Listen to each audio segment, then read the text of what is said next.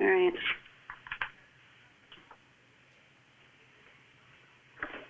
Can you hear me, Christine? I can hear you, Jen. Okay, thank you. Just wanted to test that. Jen Leeper, test your mic. I don't think I heard you. Can you hear me? Yep. Jess, I heard you. Bonnie? I'm here. Can you hear me? Oh, yep. I just want to make sure I can hear everybody. Okay. Mike, we can hear you. Can hear you? I'm here. All right. Okay, let's get started. Everybody ready? Okay. FairTV, are you ready? Rolling. Okay. This regular meeting of the Fairfield Board of Education is called to order. The date is Tuesday, May 26th. Meeting is called to order at 7:31. I'm Christine Vitale. I'm the chair of the Board of Education. I'm joined tonight by board members Jennifer Leeper, Tricia Pitko, Jeff Peterson, Jen Max-McAnally, Jessica Gerber, Jennifer Jacobson, Bonnie Rotelli. Mr. Asa will be joining us later in the meeting, and we're joined by Superintendent of Schools, Mr. Mike Cummings. I'll ask you all to please rise for the pledge. I pledge allegiance to the flag of the United States of America and to the republic for which it stands, one nation, under God, With liberty and justice for all. What's going on with him? Okay. Hi, everybody. Thank you for joining us tonight. We have, just for the public, we have teachers with us tonight to do a presentation. We have our executive directors. We have our high school headmasters. It's a beautiful night, so I appreciate you taking the time to meet with us.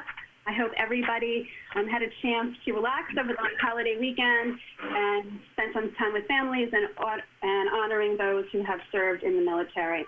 I know that I missed all of the celebrations that we usually have this past weekend, but I do want to applaud the school district for just some of those things that students did to make the weekend.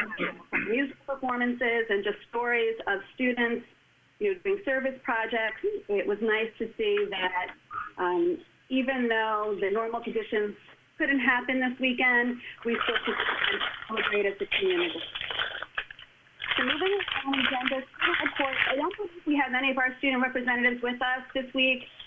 They were with us at our last meeting, and not in the last 2 weeks, and class for tonight. Moving on to public comment, unfortunately, due to this meeting, we are not able to take live public comment. We encourage the public to comment on tonight's agenda by emailing us at publiccomment@fairfieldschools.org. There's also a form on the BOE website that you can log on to and just submit public comment through the form. Any comments we receive on agenda items will be verified and included with the minutes. Moving on to presentations for distance learning. You may remember at our last meeting there was a discussion about what might change moving forward, what additional resources we might need with the possibility of needing to continue distance learning over the summer or at some point during the next school year. We talked about Chromebooks for grades 3 through 5, and I know the board members had a lot of questions about how the Chromebooks are being used now and potentially how they would be used in the future, both in a distance learning format and also just part of regular instruction when students and teachers are physically back in the school buildings. I thank the superintendent and staff for joining us tonight and doing a presentation, just giving us a little preview of an example and a preview of what's to come in terms of the technology that's being used. And with that, I will hand it over to Mr. Cummings just to give us a brief info on the presentation, and we'll take it from there. Mike? Okay. Thank you, Ms. Vitale. Good evening, everyone. Superintendent Mike Cummings. Just a couple pieces of introduction here before I turn it over to our staff. And I want to thank them tonight for being here. We're going to report tonight on distance learning at the elementary level and how the use of technology is supporting student learning. This report comes from an expressed interest from the administration and teachers in the district on considering the implementation of a one-to-one environment in grades 3 to 5 in the next school year. Current student-teacher use of technology and the desire to maintain and build upon lessons created during distance learning are driving this interest and request. Board members have rightfully expressed concern about the use of technology. When used correctly, technology should supplement and deepen learning and not supplant teacher-student interactions or support busy time. Tonight we're going to see the very best of our staff's work over the past few months in implementing distance learning through the use of technology. But I want to make sure that as we have this conversation, we separate out the distance learning environment from the use of technology, because this use of technology, as we've talked about, is going to be sustainable back when we are in school. So tonight we have with us 4 teachers who will speak about the impact of technology to deepen student learning, again, during not only distance learning, but also its potential use in the physical classroom. And first to speak tonight will be Claire Staffstrom. Claire is the Library Media Specialist at Holland Hill and is the K-5 LMS Curriculum Liaison. Claire's leadership has been absolutely instrumental in supporting teachers and staff during distance learning. Her work has been with the other Library Media Specialists at the elementary level, as well as Nikki Callahan and Carolyn Waters at the middle school and high school in their leadership roles. She has developed and led so much of the professional learning that's taken place over the last 10 weeks. We, as a district, we owe a tremendous amount of thanks to all 3 of them. So I'm going to have Claire speak, and then joining Claire as well, we have Fran Nolan, who teaches grade 4 at Jennings, Kevin Neely, who teaches grade 5 at Riverfield, and Elizabeth Della Volpe, special education teacher at McKinley. So Claire, you could start us. Okay, sure. Thank you so much, Mike. And thank you, everyone, for giving us this opportunity to speak this evening. This distance learning period has been transformative on so many levels. And this evening, my colleagues and I will explain and show you a little bit about how our teaching practices have developed and transformed through the use of technology throughout this time. The elementary library media specialists have a unique role in that we wear a whole variety of hats, especially during this period. We've had many of the same synchronous and asynchronous teaching experiences as the classroom teachers, because we teach library classes to every grade, but we've also had this broader experience of supporting and training the students and the staff within our building, so it's quite varied. Our role with the students and parents, initially before the students left the school, was to train them, and then as soon as they left, we had created lots of materials that sit within a distance learning website, and they have step-by-step instructions and videos for students and their parents, so they know how to use the platforms and applications, and so that they make the most and get the most out of this distance learning. Well, in addition, we have also supported teachers in a number of ways.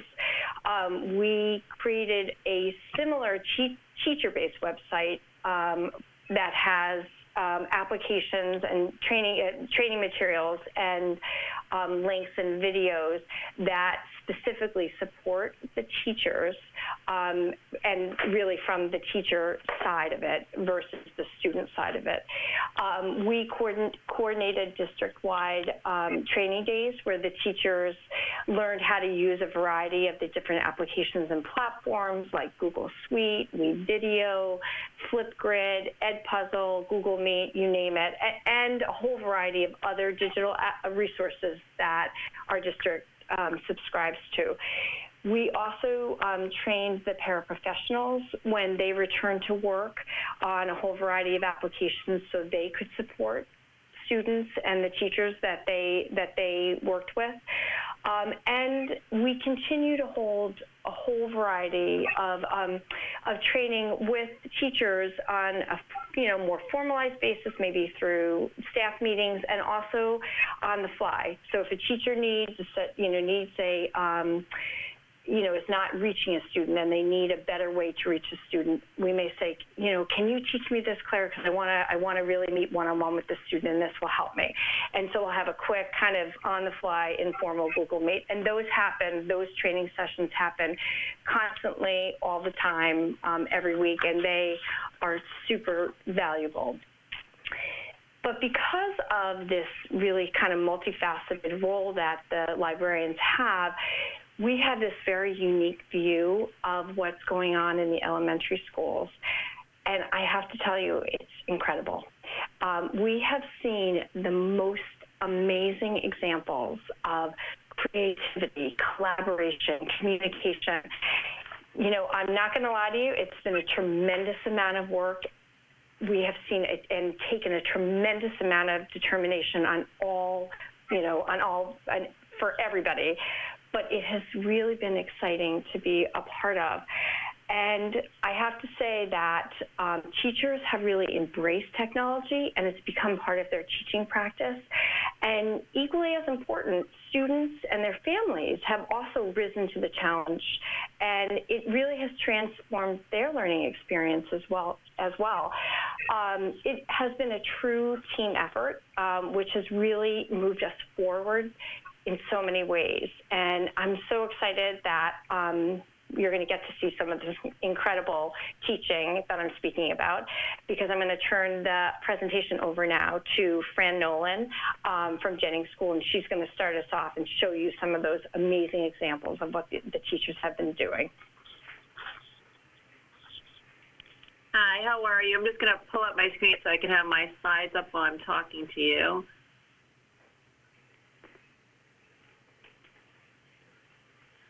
Okay. So I want to start out by saying thank you all so much for letting us speak tonight. As a parent, as well as a teacher in the district, I am amazed by all that we've accomplished, teachers, students, staff, all together over the last 2 months with the use of technology and the various software applications that we've used. So many new applications have become available to us free with COVID, and we've embraced a lot of them. About 2 weeks into distance learning, I decided to ask the students what they thought was a positive and a negative about distance learning, and they were almost unanimous in both their answers. Negative, they missed the teachers, they missed their friends, they missed the social and personal connections. But on the positive side, they really love the technology. They're engaged with it, it's fast-paced, and it really allows for differentiation for the students, so they really are embracing it. I'm going to talk about 3 programs tonight, but before I do, I just want to give you a brief overview of features that I feel all these programs share. The first being increased student participation. And the reason I feel this is so strong is because the level of engagement is up. So the students are more engaged in wanting to participate. Also, it's easier with remote access because in some ways they can tap into it if they're absent, if they were sick. We can carry this forward into the classroom because think about all the times that students are pulled for OT, PT, speech in 4th grade, strings. Well, now they don't have to wait, to catch up. They can just go and catch up remotely. Also, these programs allow for it's a natural differentiation for the students, which in today's age, we have so many students that need this differentiation. Reluctant students engaging more with the students and teachers. There's an efficiency in planning and lessons.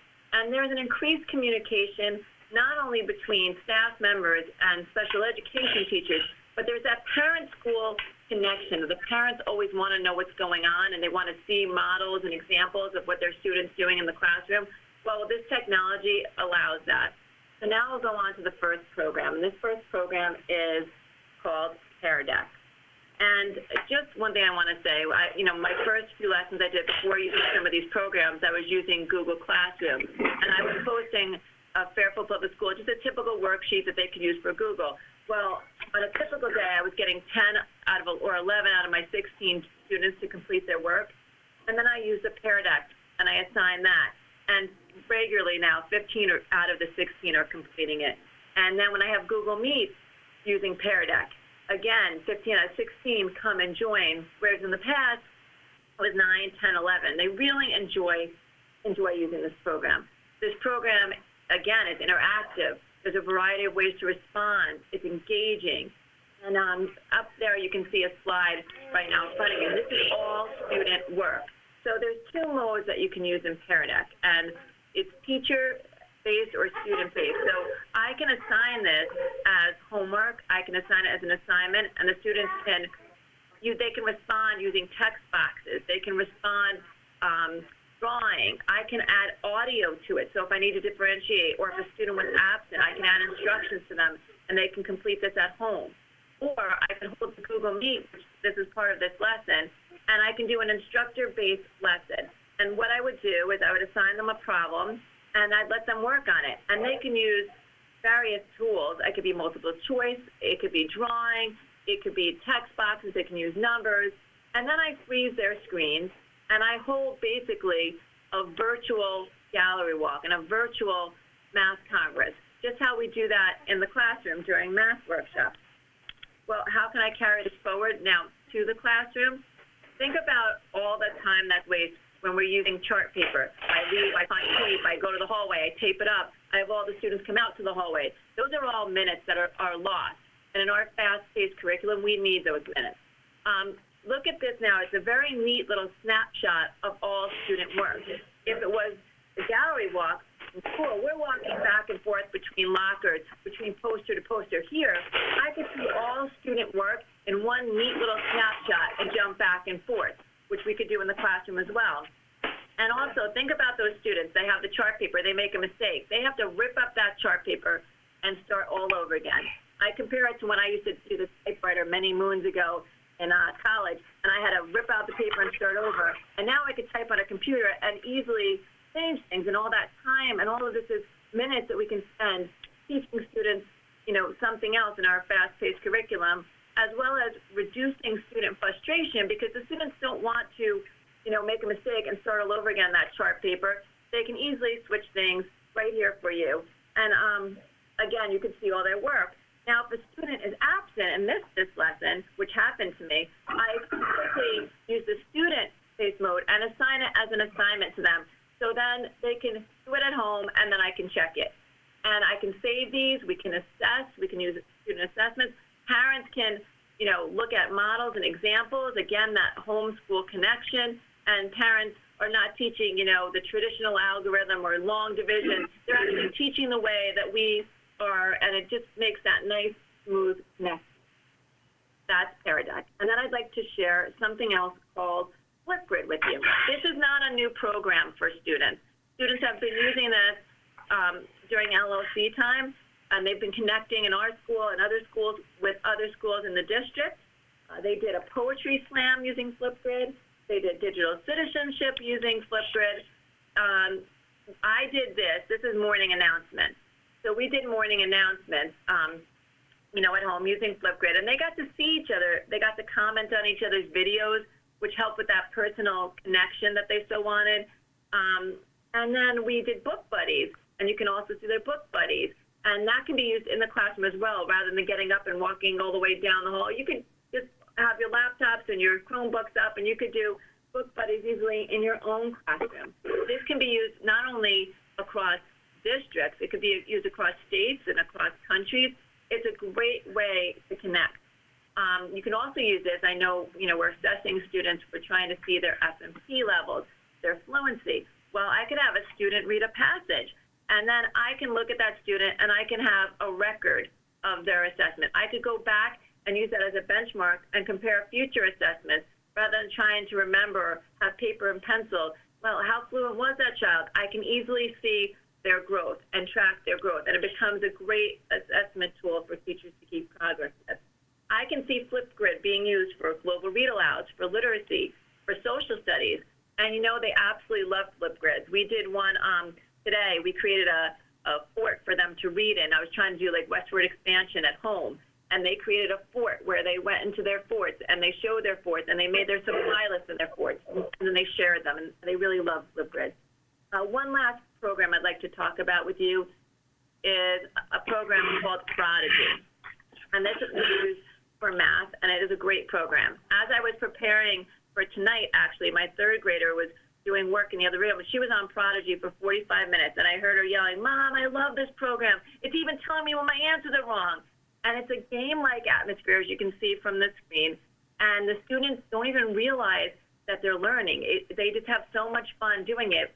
And some of the benefits of this program that can be used both in and out of the classroom, well, you can set the standards. So you look at your curriculum and you can modify it for appropriate standards that maybe students need extra help in or lacking it. Differentiation again. It can be used to help assess student learning. It's accessible data on hand for teachers, and it supports small group work. So in the classroom, I know when we're all sitting there and I'm trying to work with one small group and another group has a different lesson and they're not on task or they're not engaged, well, I can have an appropriate lesson for that group that challenges them, collecting data on them, and they're doing work, and then I can go to the next group. And again, those students are engaged, they're not bored, they're doing work that's appropriate for their level, and I'm collecting data on them both in and out of the classroom. You know, in closing, I think a lot of this technology is wonderful for the students. They've grown so much, and I think it's in line with the district's initiative with the Inquiry Academy. It really lets these students show their learning. It makes them in charge of their learning, and it's just a great push forward for the students. Thank you. And now I pass this on to Elizabeth. Hi, I think maybe Kevin was going to go next. Oh, sorry, okay. That's okay. Hi, everyone. I thought I was going next, too, so I was prepared.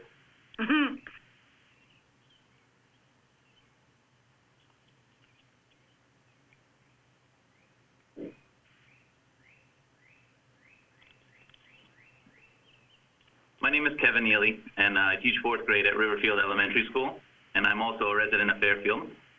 I'm happy to talk to you this evening about something I'm very passionate about. Technology has always played a big part in my classroom. We use it to do research, collaborate on projects, publish our writing, and in many other ways. Currently, our grade level shares a set of Chromebooks, and while I'm very grateful for access to these devices, it's not enough.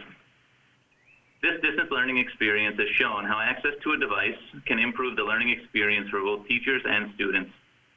I think there are 3 important ways this has happened: in the way we reach students, data management and collection, and access to a variety of resources to support student learning. Access to a one-to-one Chromebook would help teachers and students in those 3 areas, all while preparing students for middle and high school. Throughout these past few months, I've seen myself become a more efficient educator with the use of technology, and have been able to deliver focused, differentiated, engaging instruction, all while seeing a high level of engagement, authentic learning, and collaboration from students with the use of technology. I think the 2 most important ways that distance learning has improved the way I'm able to reach students is through active student engagement, as well as utilizing adaptive resources to reach learners of all needs and abilities. First and foremost, I believe one of the biggest improvements to my classroom throughout all this has been with student engagement. While both students and teachers are missing the personal engagement of the classroom, these activities, resources, and access to technology has students eager and excited to learn. I've enjoyed many comments from students on how much fun they're having through distance learning. This is a surefire way to ensure students are retaining the information. I believe it is one of the fundamental strengths of my personal and distance classroom. When students are actively engaged and having fun, the learning will come naturally along with it. The other improvement, on how I'm able to reach students is through adaptive resources. Within my classroom, I have students of all abilities and levels. I have students with IEPs, 504s, who are in SRBI tiered intervention, as well as a variety of other needs. This in the classroom is one of the most challenging tasks for a teacher. How do we reach all students at their appropriate level in order to foster an understanding of the subject matter? Utilizing technology, teachers can create student-specific assignments and assessments through Google Forms. Students are unaware of any modifications and can work at their appropriate level. Through online assessments, all students are able to share in the same experience regardless of their abilities. Through resources such as Freckle, students are able to access small group reading instruction materials, social studies readings, and word work instruction, all at their level. Liz will be giving a more in-depth look into Freckle, but I just wanted to comment on what a huge help it has been during distance learning. Not having to find, create, and correct the materials at various levels across my 25 students, and the ability to access these resources through a one-to-one Chromebook would be a lifesaver. The next area of my teaching that has improved through distance learning is in data management and data collection. I pride myself on being a teacher that is able to understand, interpret, and utilize data in a meaningful way to plan and adjust my instruction. What we were able to do through Google Classroom and the Google platform with data is incredible. To be able to keep grades and see assignments at the ease of a click will help teachers keep track of student data in a usable and organized way. This also contributes to student accountability, as they are able to see a detailed view of their assignments, their scores, and what work is missing. This will aid students in becoming more reflective, creating and working toward academic goals, and ultimately achieving incredible growth. The data teachers are given from sites such as Pear Deck, Freckle, Epic, Google Forms allows teachers to efficiently work with and use data to inform future instruction. This data collection would either be impossible without these sites and an access to technology, or would eat up a lot of teachers' time that could be better suited elsewhere. As I mentioned earlier, the access to inquisitive, adaptive, data-providing resources has provided an immense improvement in my teaching. Students are accessing sites with virtual walkarounds, immersive readings, and digital media, and are able to explore as they're learning. This is the main goal of any teacher. A student who is enjoying learning, who is engaged with the content, will retain the information, the skills, and the practices necessary to be successful in their student careers and beyond. As I mentioned before, many of these sites are adaptive in order to reach students at their own appropriate level, while providing teachers a wealth of information on student performance. One of the most helpful resources I've utilized during distance learning is Google Slides with the Pear Deck add-on. This add-on allows students to interact with the slides, draw, answer questions, polls, and much more. The interactivity tools and takeaway features of Pear Deck are premium features, and I know our access to them will soon be gone. This is why I am most looking forward to expanding my understanding of and utilizing the Smart Learning Suite we were recently given access to. I believe this could be one of the most transformative pieces to come from distance learning. This takes the smartboard lessons teachers have already created and brings them to life. Students with one-to-one devices would be able to interact with information on the smartboard unlike they've ever been able to before. Teachers would be able to gather so much meaningful data that just hasn't been possible through regular classroom lessons. Smart Learning Suite can be run during a teacher-led synchronous lesson or asynchronously student-led while distance learning. Turn-in talks could become so much more worthwhile with this small group instruction, introducing new topics in science and social studies, homework assignments. The possibilities are endless. I thank you for your consideration of one-to-one devices for students in grades 3 through 5. Throughout distance learning, I've seen firsthand how technology can help improve my instruction as a teacher and the education my students are receiving. The addition of one-to-one student devices would absolutely transform teacher instruction and student learning for years to come. We have seen firsthand the benefits that these devices offer for both students and teachers. As a student, I always feel that my list of responsibilities and things to prepare and plan for is growing.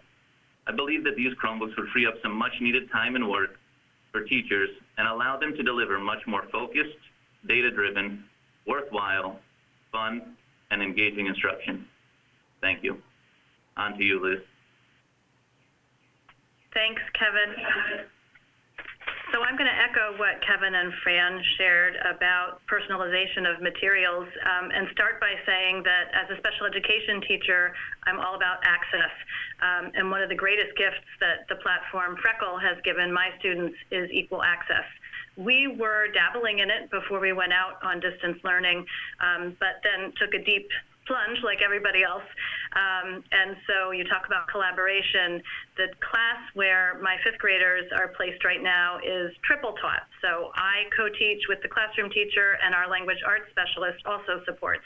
So between the three of us, we're very flexible with the students that we're serving.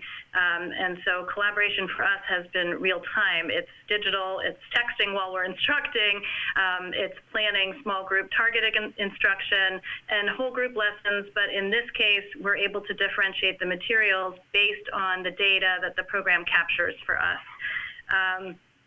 Again, the biggest takeaway for me is that personalized level of instruction that some of these platforms, in particular Freckle, have allowed us to deliver to kids in this distance learning environment. The reason I wanted to show you Freckle is because sometimes when you hear about a program, it's easy to imagine that the program just takes over and you don't need a teacher anymore. That is absolutely not the case. It's allowed us actually to steer even more because we can get down to the minute level of student need. So let me share my screen with you. I'm going to show you the teacher side and the student side of Freckle. You'll see that when we arrive on the student side, when they log in, they're greeted with an assessment, and it's a placement test, and that drives all our future instruction. So give me just a minute.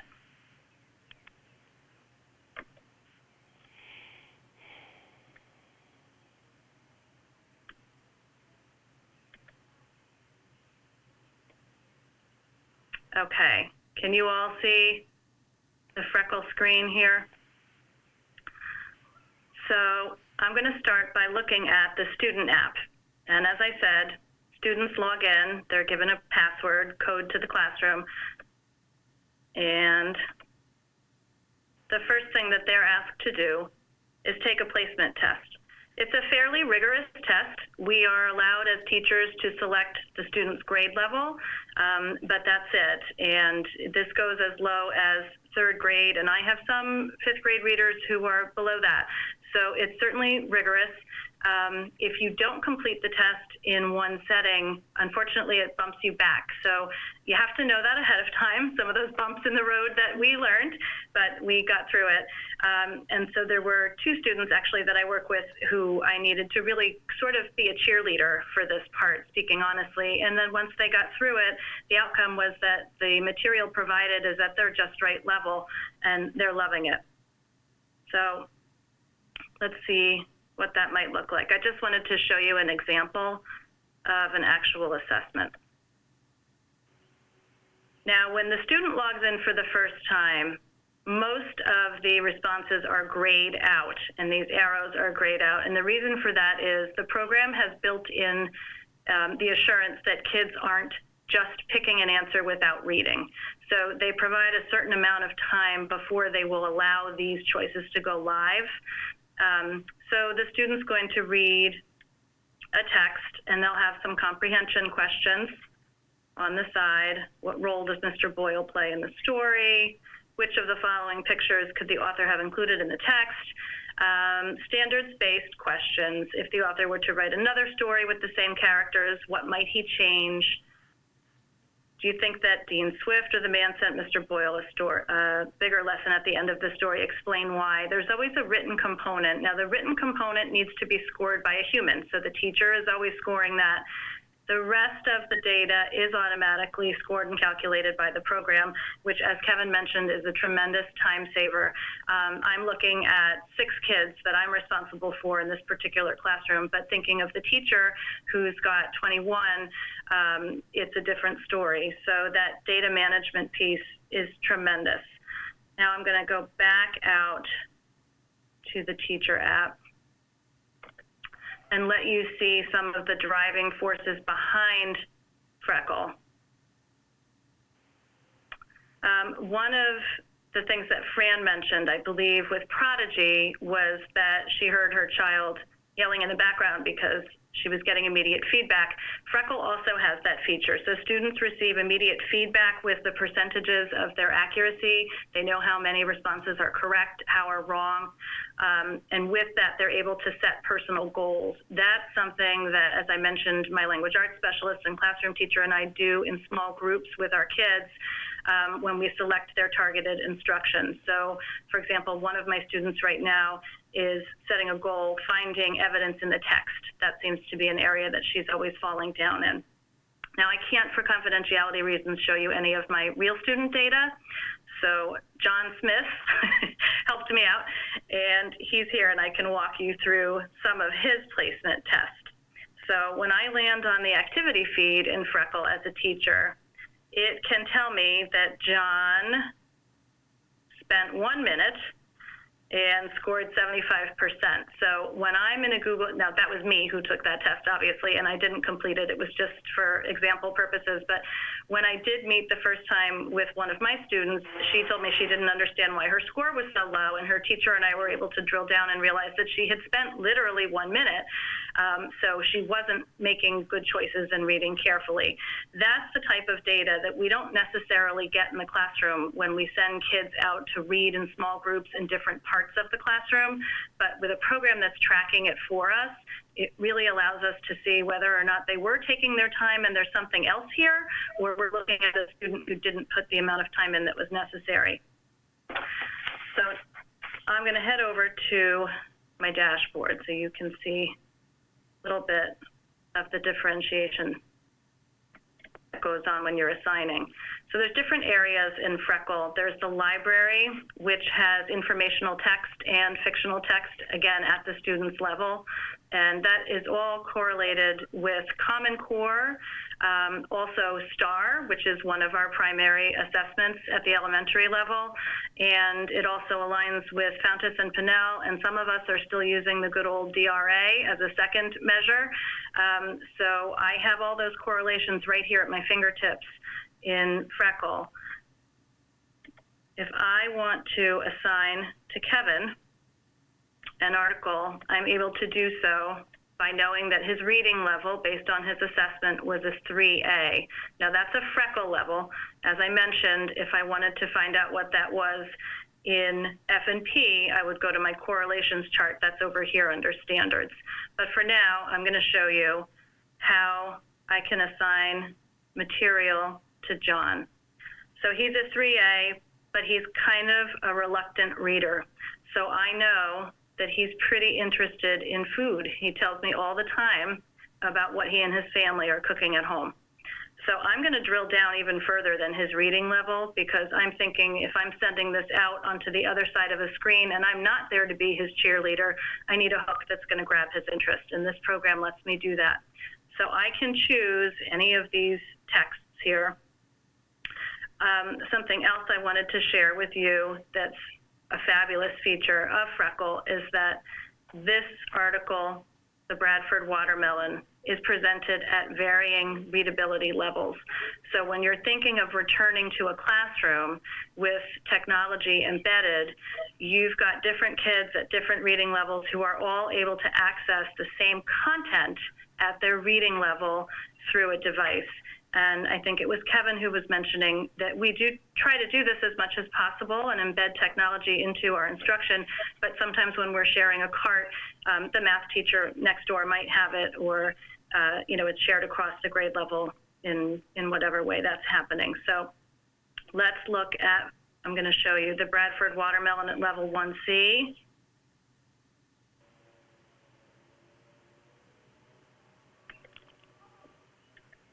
Looks like this. So there are pictures to support the text. It's a very basic text. Do you like watermelon? This is a story about a special kind of watermelon.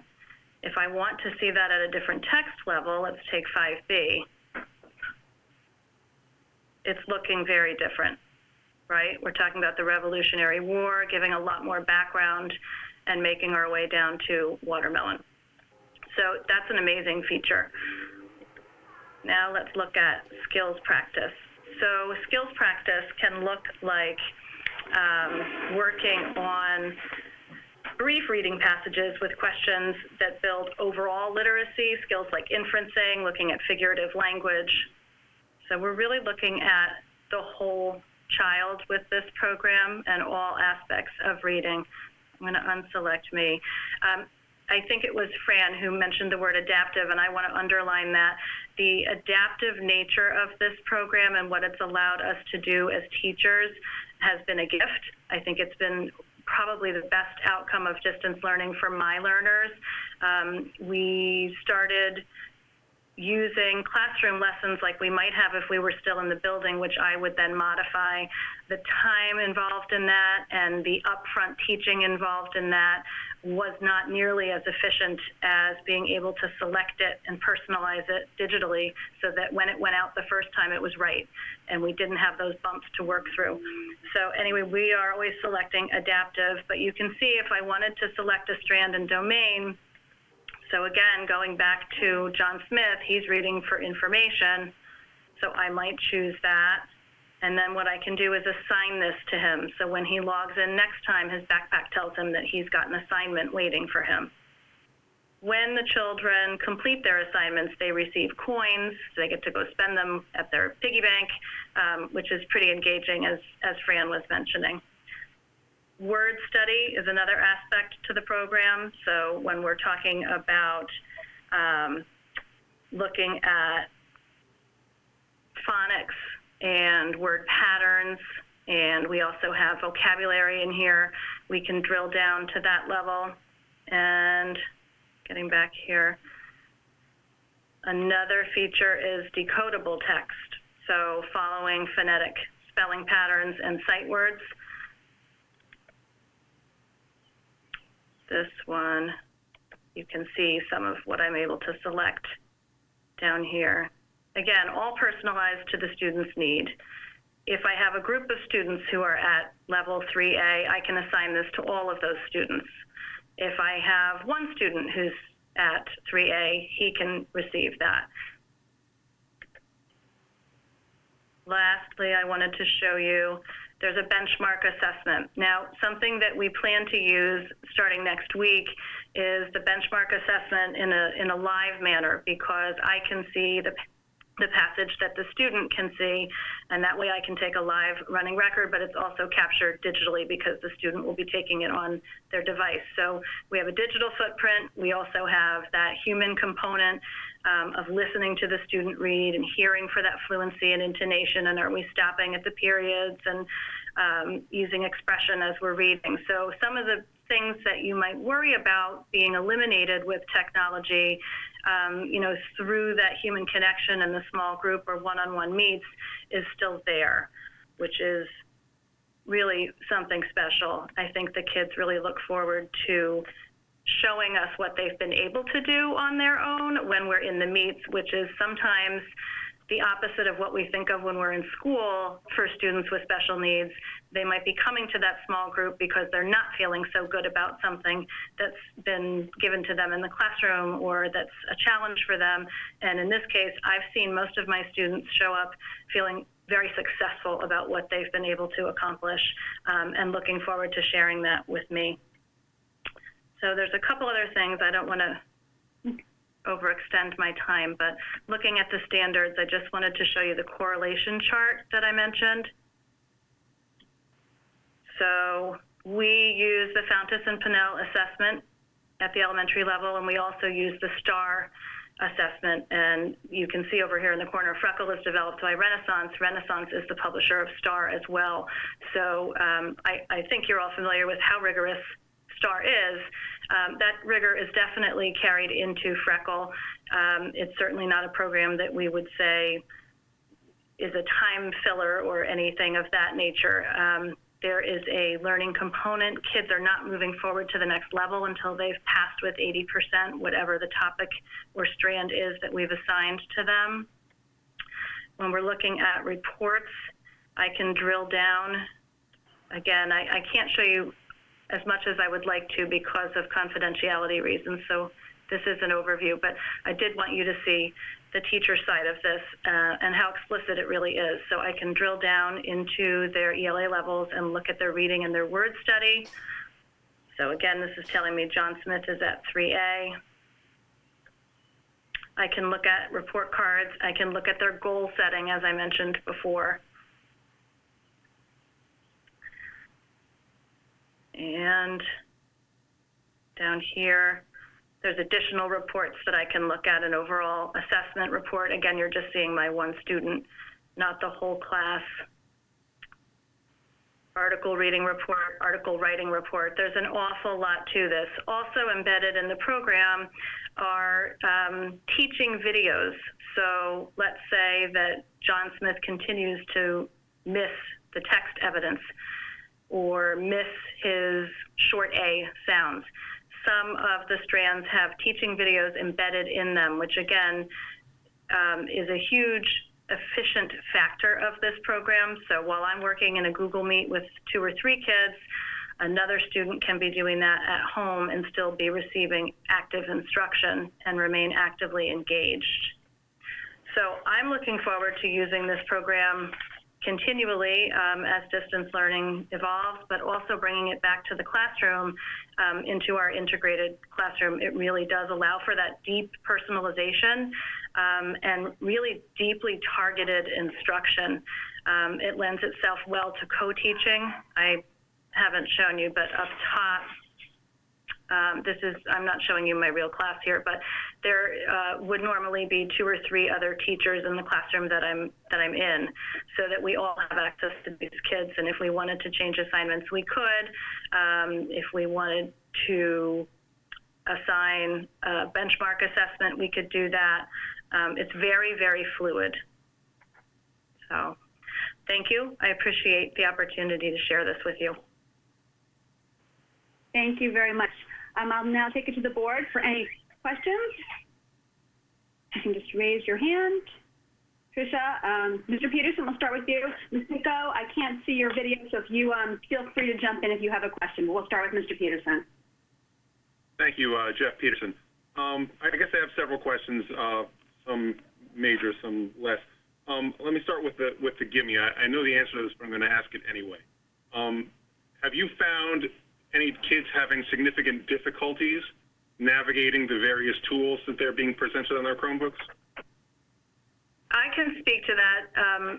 My population is challenged, some of them, and yes, I would say the first 2 weeks were very difficult. I was using Google Meet as soon as we were allowed to without video much of my day. I still spend about 3 hours of my day in Meets because, first of all, I can't give up that direct instruction. It's just part of who I am, and it's my choice to deliver it that way, and I'm choosing to do that. But some of the platforms, when they are first introduced, were challenging for them. Even the Google Classroom, which they had been using, I think they were missing that human interaction. Mm. But you found after some period of adjustment. So imagining this kind of distance taking place over the course of a school year, we can imagine that there may be a couple of weeks in the beginning where there are hiccups, but uptake eventually. I mean, absolutely. Are you finding anyone having no, that simply can't use it? Nope. Right. I agree with Liz. Absolutely. Yeah, I mean, I obviously I think that the matchup with kids and technology is not terribly concerning. Somebody mentioned premium features soon to be gone for Pear Deck. That was me.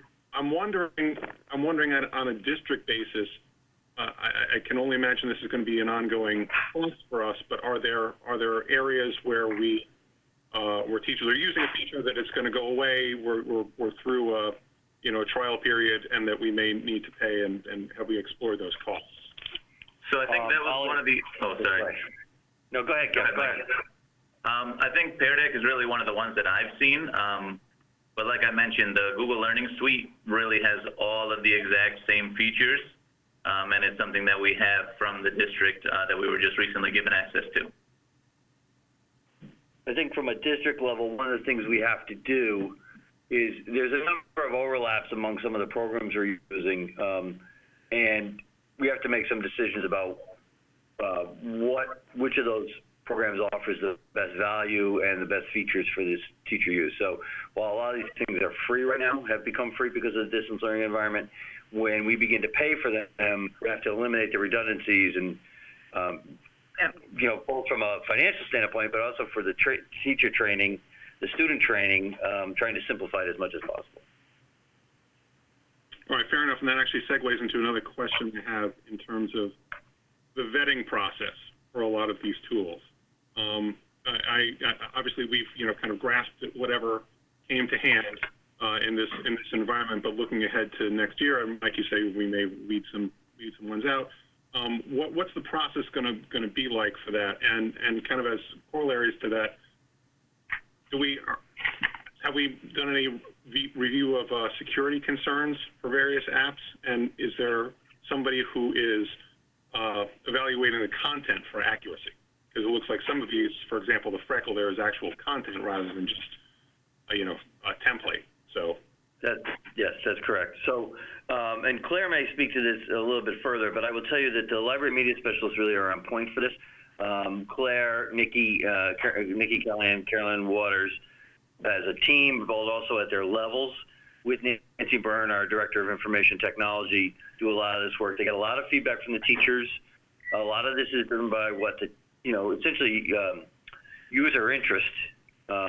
gives us some determination of which ones we should be placing our bets on.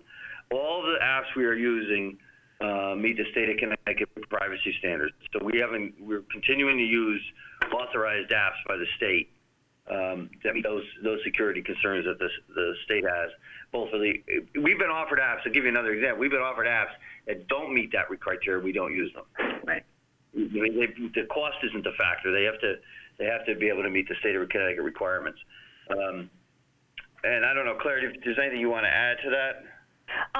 No, just that we really have been looking at what we have been using during this distance learning period, and and really saying, like, what is it that that works for this? What is it that people are using? What adds value? What's meeting the needs of the learners and their teachers? And just today, we have been looking at an application, and so I pulled together a team of teachers, paraprofessionals, special ed teachers, and a whole variety of different, grade levels, and we to review an application that it was a possibility. So we really look at things from many different perspectives, really, really carefully, because we want to make sure that we get the best thing for our students and the applications that are going to be used most efficiently with, and are the most connected with what we need them to do in our district. So we're quite careful about that, and we talk about it all the time, and have meetings with Nancy Burns and other, and teachers and library media specialists. Great, and I'm glad to hear that it's a team, a district-wide effort. Kind of crowdsourcing this is probably the best way to approach it in any event. The one other thing that I would offer, and this is really more of a comment probably at this phase, the board has a policy. It's policy 6161 that permits us to approve the use of individual textbooks. And from a policy standpoint, we are moving well beyond that. And I don't know if at some point we want to have a conversation about whether this is something, in terms of approving these tools, is something we want to loop the board into. I don't know the answer to that question, but I kind of think that that's a conversation we may want to have at some point. So that's it for my questions. Thank you very much. Thank you, Mr. Peterson. Any other questions from board members? Mrs. McAnally? Hi, thank you. Just a few. First of all, thank you for the presentation. I have to admit, the elementary school piece of this is something that I find most concerning, so it's nice to hear all of these things coming at it. But a few things. One, obviously, I can't help but worry about the deficits for our students, and that's not to take a thing away from the work that staff is doing, which is all, doing this on the fly with a certain amount of preparation.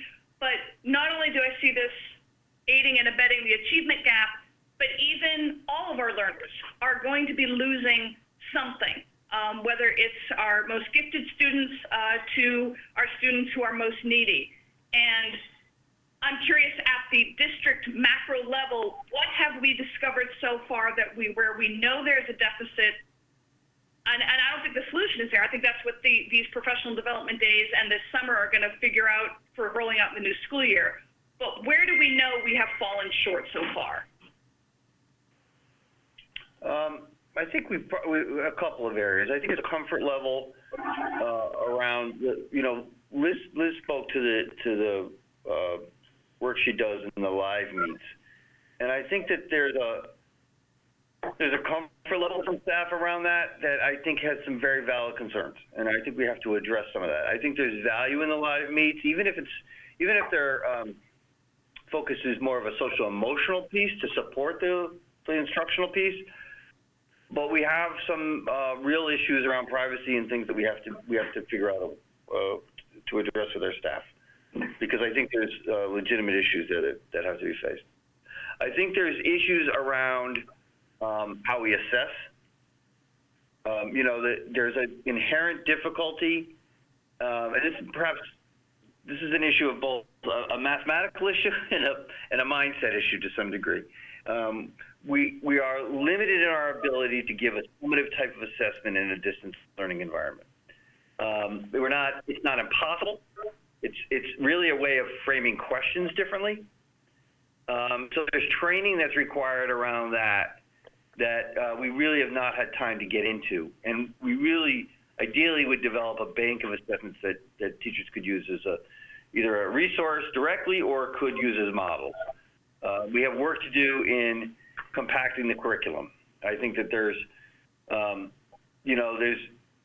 we have to help teachers consistently make decisions about what are the prioritized standards, what are the prioritized essential questions that we have to address in the curriculum. Because one of the things that we know from distance learning, and this isn't our experience, this is from those who do it consistently, is that you don't have the time that you do in the classroom. No matter, as much as these tools may assist that, nothing beats the ability for a student teacher to lock eyes and immediately assess where a student is or is not in their learning. You just can't replicate that online. And some of the, even routine tasks take longer online. But I think, so I think those are issues that immediately spring to mind or really have been topics of our ongoing conversations with teachers and administrators over the past 10 weeks. I think the other issue that we have to face is, and I spoke about this a little bit last week in the talking about the work on May 29th, in the way we're doing the district improvement plan, and it was the subject of an article I sent to the administrators as well as the board this morning, and that's this idea of opening up the conversation to gain more of a student perspective on what's happening in the classroom. I think the teachers you heard from tonight do that on a consistent basis. I just don't know how much that's happening across the district, and part of that is it's over-reliance the district has had for years on the pacing guide really driving the pace of instruction and not opening it up or not allowing sufficient space for the student piece to really flourish, and our job to bring that out. So that's work we have to do across the district in a lot of different levels. I blame no one for that. I think it's just the way things have been, but we have to open up this conversation with kids because they have a lot to teach us about what they're learning. I heard from one of our administrators tonight in a text simply saying her daughter's a student in the school system that, she's been so amazed by her daughter's opening up and discovery of her learning styles. She's gone beyond what she knows because she's had to. And, how do we foster that conversation? So, there's a lot to be done to get better at this.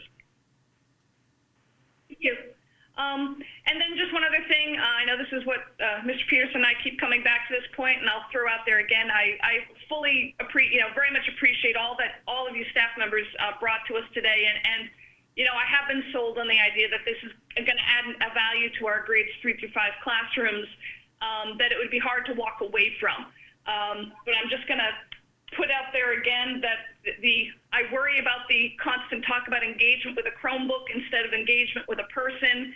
I worry at the thought of, talking about time saved from students getting up, and I totally get that idea. On the other hand, I love the idea that our elementary school students are getting up and physically moving. I can't, high school is tough enough, and getting them all back seated, I totally get that's detracts from class time, but it's just a concern. I'll just keep harping on it because it is a worry of mine. But this was some, really exciting stuff to see here, and I appreciate so much that you took the time to put that all together. If I could just respond, Mrs. Nexon-Canelli, it's Liz. Hi. I'm a parent also in the district, middle schooler and an elementary schooler, and I had to agree. I was wondering myself how I could get my daughter a little more physically engaged. So I know, again, every teacher is different, but one of the things that my co-teacher and I have elected to do, and yes, it is on a screen, but it gets them up, is we post a Go Noodle every morning. I don't know if you're familiar with Go Noodle platform, but it's active videos, and believe it or not, we find a way to tie it to whatever is the morning check-in question of the day. But we do ask that the kids at least try to stand up and do what they can. And we're also looking for more experiential learning opportunities like field trips. So we took a learning field trip to the San Diego Zoo, and the kids kind of got to steer their learning, and I won't take too much time with that, but just to say that I hear you and I agree, and I think we do have to get creative about ways to make that happen if we do have to continue digitally for a time. I'd also like to add to that. Sure, go ahead, Frank. I'm sorry if I may. Wait, I didn't mean to do that, but I'd also like to add to that. Somehow I shared that, but there are some things that I know that we need to do in the classroom if we're continuing this way. And some things that we've been trying to do is we do some scavenger hunts where they get up and they run around their house trying to find material and they come back. I've conducted some bingo games, some lunch bunches virtually. I do post some mindful activities, and today with their camping day and their Westward Expansion Day, we're trying to make some of these events happen at home and trying, I said, they do long for that interaction. And back in the classroom, if they were sitting doing a computer activity, then I could see that time being used to maybe get them outside instead for a 5-minute stretch break. So that's how I do, rather than having them move during, like I said, to hang the chart paper. I'd rather take my kids, my door opens to the blacktop. I'd rather have them outside and we chase each other around for 5 minutes, or we go and we use our senses to do writing. So, not that they won't get those breaks, but that they would get them in a different capacity, and still trying to get those breaks, virtually is important because they really need those connections. That I went from the beginning of this where parents were saying, can you just get on the phone with my kid for a few minutes? They miss the interaction. So now they're, we're scheduling these fun events where they're coming together, and I just see that, if we have to continue distance learning, doing more of those events and trying to get some virtual, a colleague of mine is trying to get a virtual field trip, with FairTV Museum, just trying to connect that way. But then again, bringing it back to the classroom where we're getting back to the old school, we actually get outside and do actual stretches, or maybe extra gym time. Some of those things we're trying to work in, so we have it both ways. Thank you. Mike, if I could add something, Frank Arnone. Go ahead, Frank. Frank Arnone, Executive Director of Innovations, and I just have to reiterate all of the wonderful things that have been going on for social emotional learning, and you bring up such good points about making sure there are breaks in the day and finding ways of helping get our children movement. And Dana Basio, and she's the head of the school psychologists and social workers for the district and has worked at the elementary level to make every Friday and every day activities that are happening for our elementary schools that are focusing on social emotional learning and movement and breaks, and helping them to literally, as cute as things that are going to be on this Friday, to be focusing on making things to put in their windows to celebrate them being able to move about has been amazing. And it's been a short period of time for this to be going on, but I believe we're on our 8th week of Fun for Fridays events that Dana Basio and the team have been putting together for the elementary schools. And I can't speak highly enough for all the crew that's putting it together, not just the classroom teachers, but all of our support staff to make this happen. Sorry to interrupt. Thank you, Frank. No, thank you so much for that. Those final 2 points were really helpful to hear. Thank you. You're welcome. Ms. Leeper? Can you hear me? Yep. Jen Leeper. So I just want to thank you all. I can't even imagine the list that you guys have had to do to get all of this together.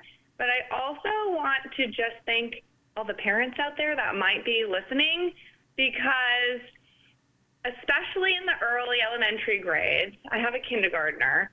My kindergartner, I would say, has a one-to-one para all day, which is me. And those live meets you talked about are so essential to his social and emotional well-being, but I also say mine because those like 15 minutes, a handful of times a week, are the only break I get from him and his little brother and trying to get some work done, and and families across the district are doing this. So I just wanted to take a moment to say that, and that at least my son is not that excited about the opportunity to learn next to me. And so while you're doing so many incredible things, those opportunities that you guys are taking, that I know is taking up the majority of your time to do those live meets, is the time that he's like getting the most out of it. And he's so much less frustrated and less resistant. And I can tell in that small window of time so much more learning is happening. It like sets our whole day better. So I just wanted to make sure you guys heard that. Thank you. And then also just thinking about going forward, this is about to get a lot harder on families as our economy is expected to open up, and with at least through the summer, possibly no childcare, the lingering doom of maybe the fall not having childcare, but people are going to be expected to be doing more work.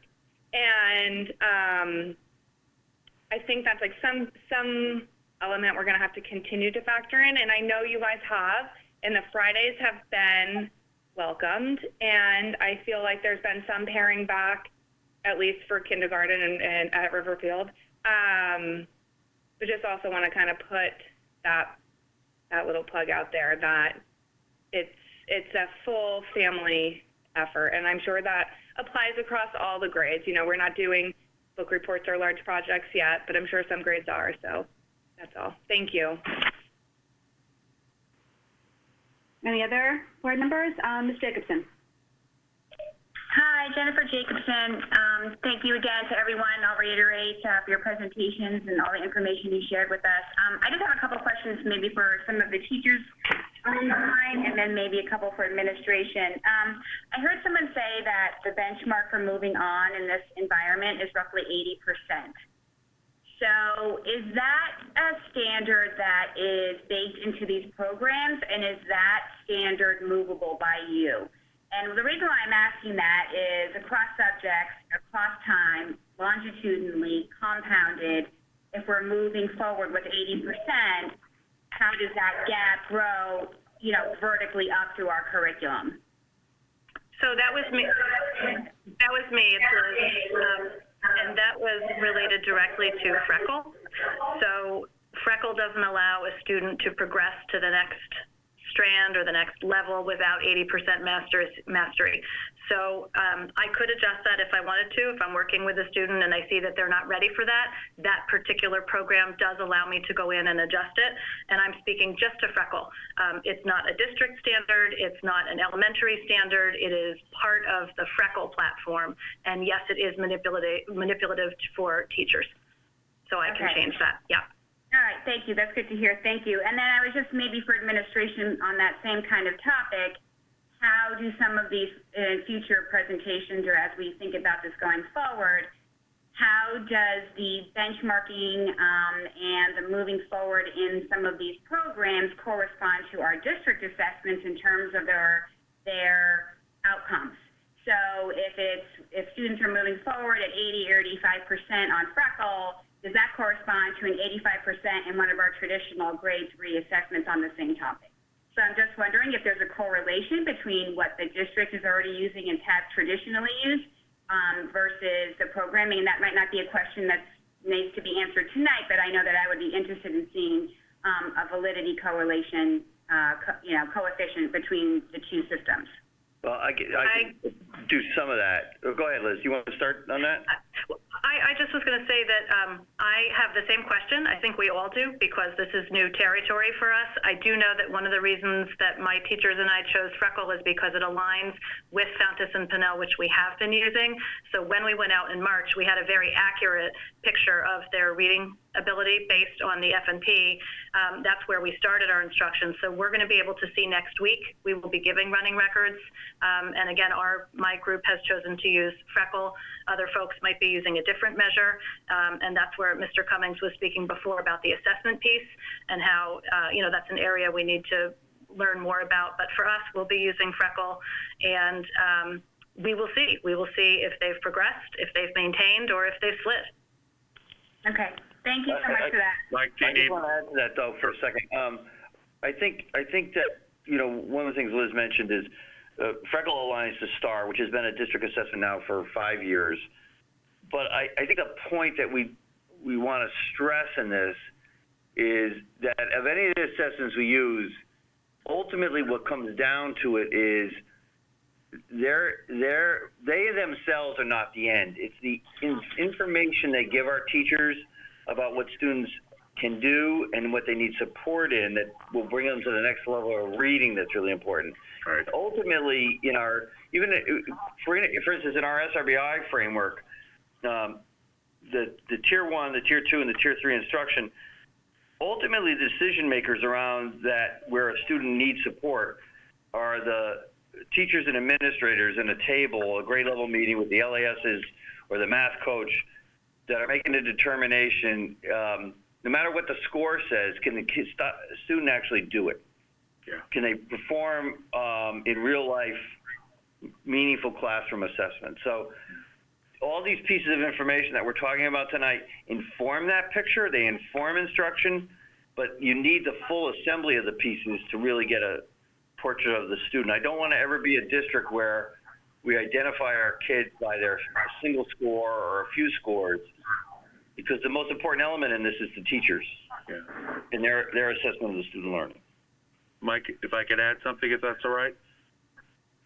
Sure, Frank. Yeah, Frank Arnone, Executive Director of Innovations. Just to reiterate what Mike was saying, the live teacher piece, the small group intervention work, the LAS work, the classroom teacher work, the MST work is making it so that we can really understand the needs of our students and have a better move forward so that we can be ready for the next level of our teaching. You can't take that piece out, as Mike was saying. Thank you. Okay, and I just have one last question, and then I'll move on. Mike, as you were talking about our pacing guides and compacting our curriculum and, trying to think about what's the most important thing for next year, I'm sure that we are not the only district to be having this conversation based on the current situation. So my question is maybe a higher up question in terms of, with the commissioner and with the State Board of Education, knowing that's the case, is there higher level conversations happening in terms of the state expectations? Because as far as I'm aware at this point, there's been no change by the State Board of Education in terms of what districts are going to need to be measured by at all at this point.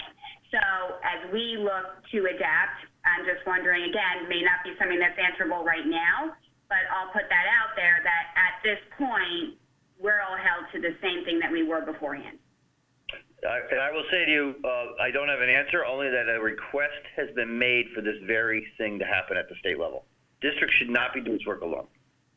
Okay.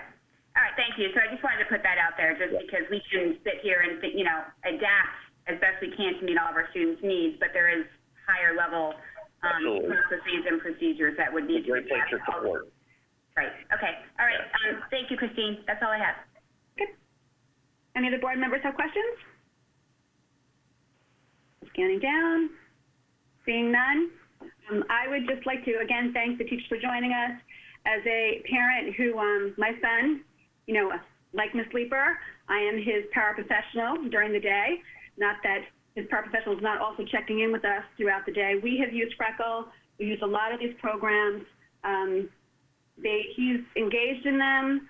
I don't want to tell you how much I enjoy our Go Noodle breaks during the day to get up and move, but I see the value, and I see I've learned a lot about him as a learner in using some of these programs, and I just also want to say the teachers really have been creative in getting that hands-on piece as well.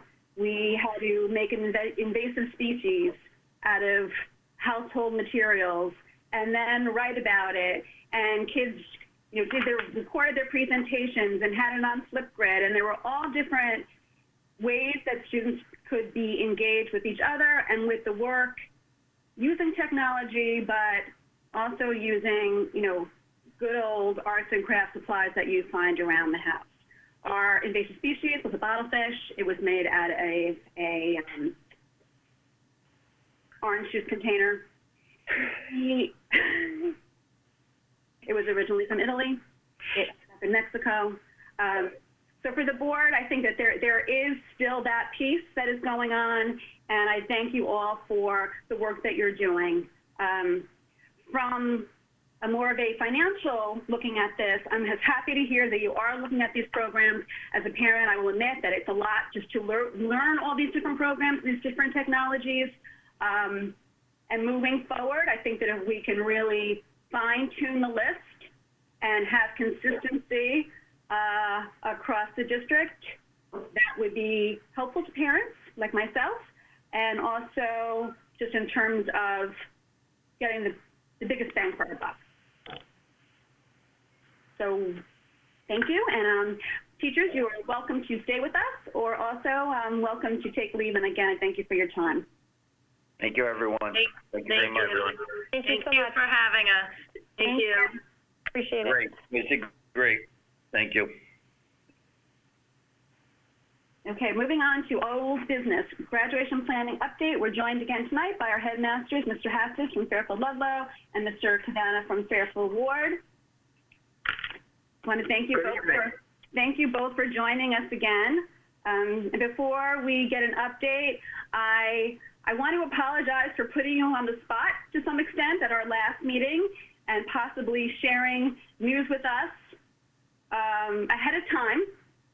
I know that there was some chatter after the fact, and I apologize for putting you in that position.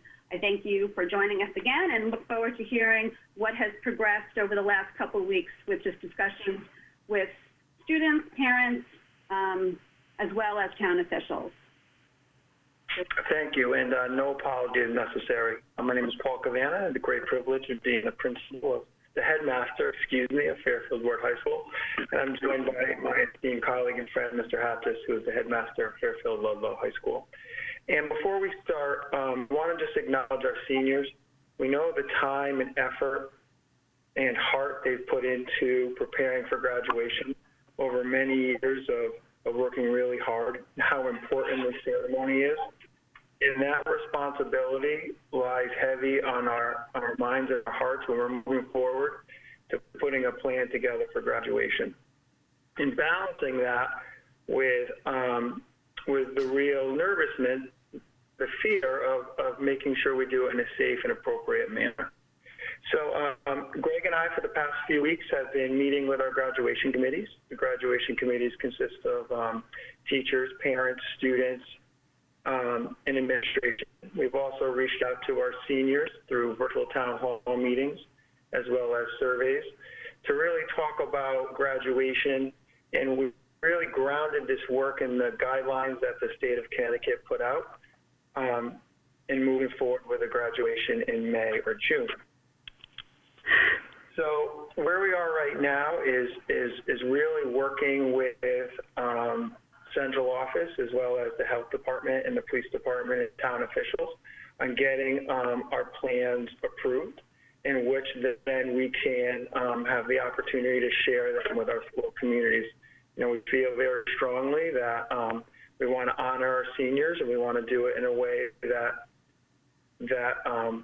they deserve, but we also need to be safe, and we want to be able to deliver the message to them. So, Greg and I talk often about just the maturity level of our seniors and the conversations that we've had through, senior forums that were done digitally, or just talking to seniors that are in leadership roles in our school, has been just so profound.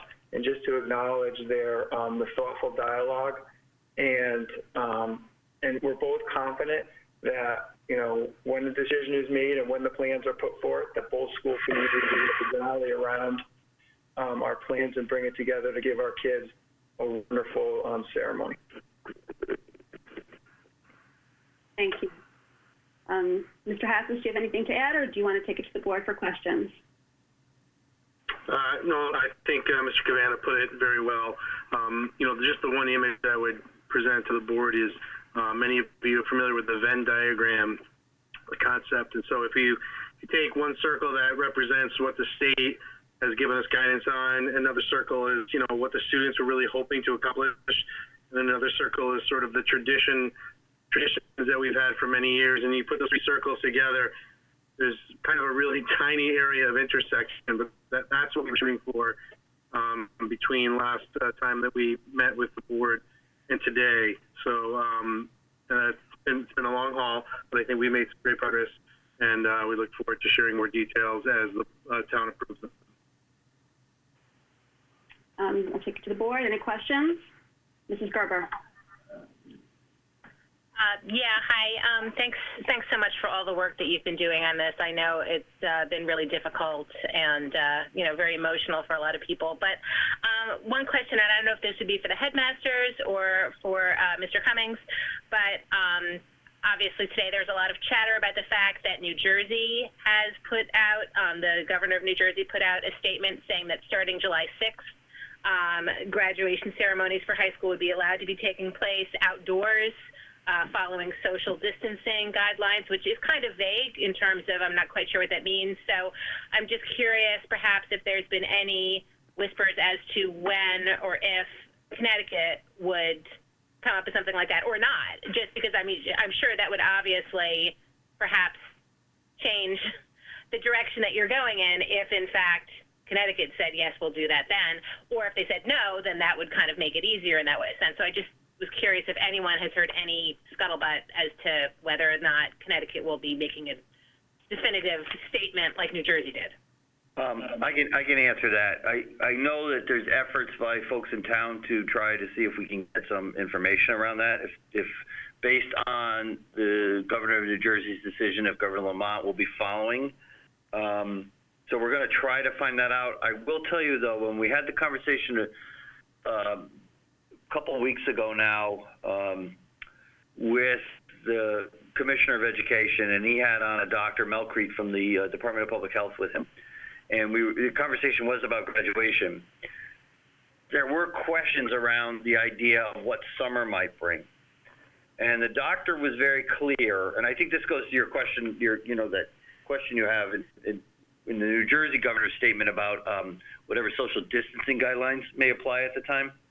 The doctor was very clear to us that in the summer we would not expect to see we should not expect to see a rapid increase to a full field full of graduates and a full stands full of parents and family. That if anything were to happen, it would follow. He raised the possibility, for example, that there could be graduates and no family, or maybe two members of every family.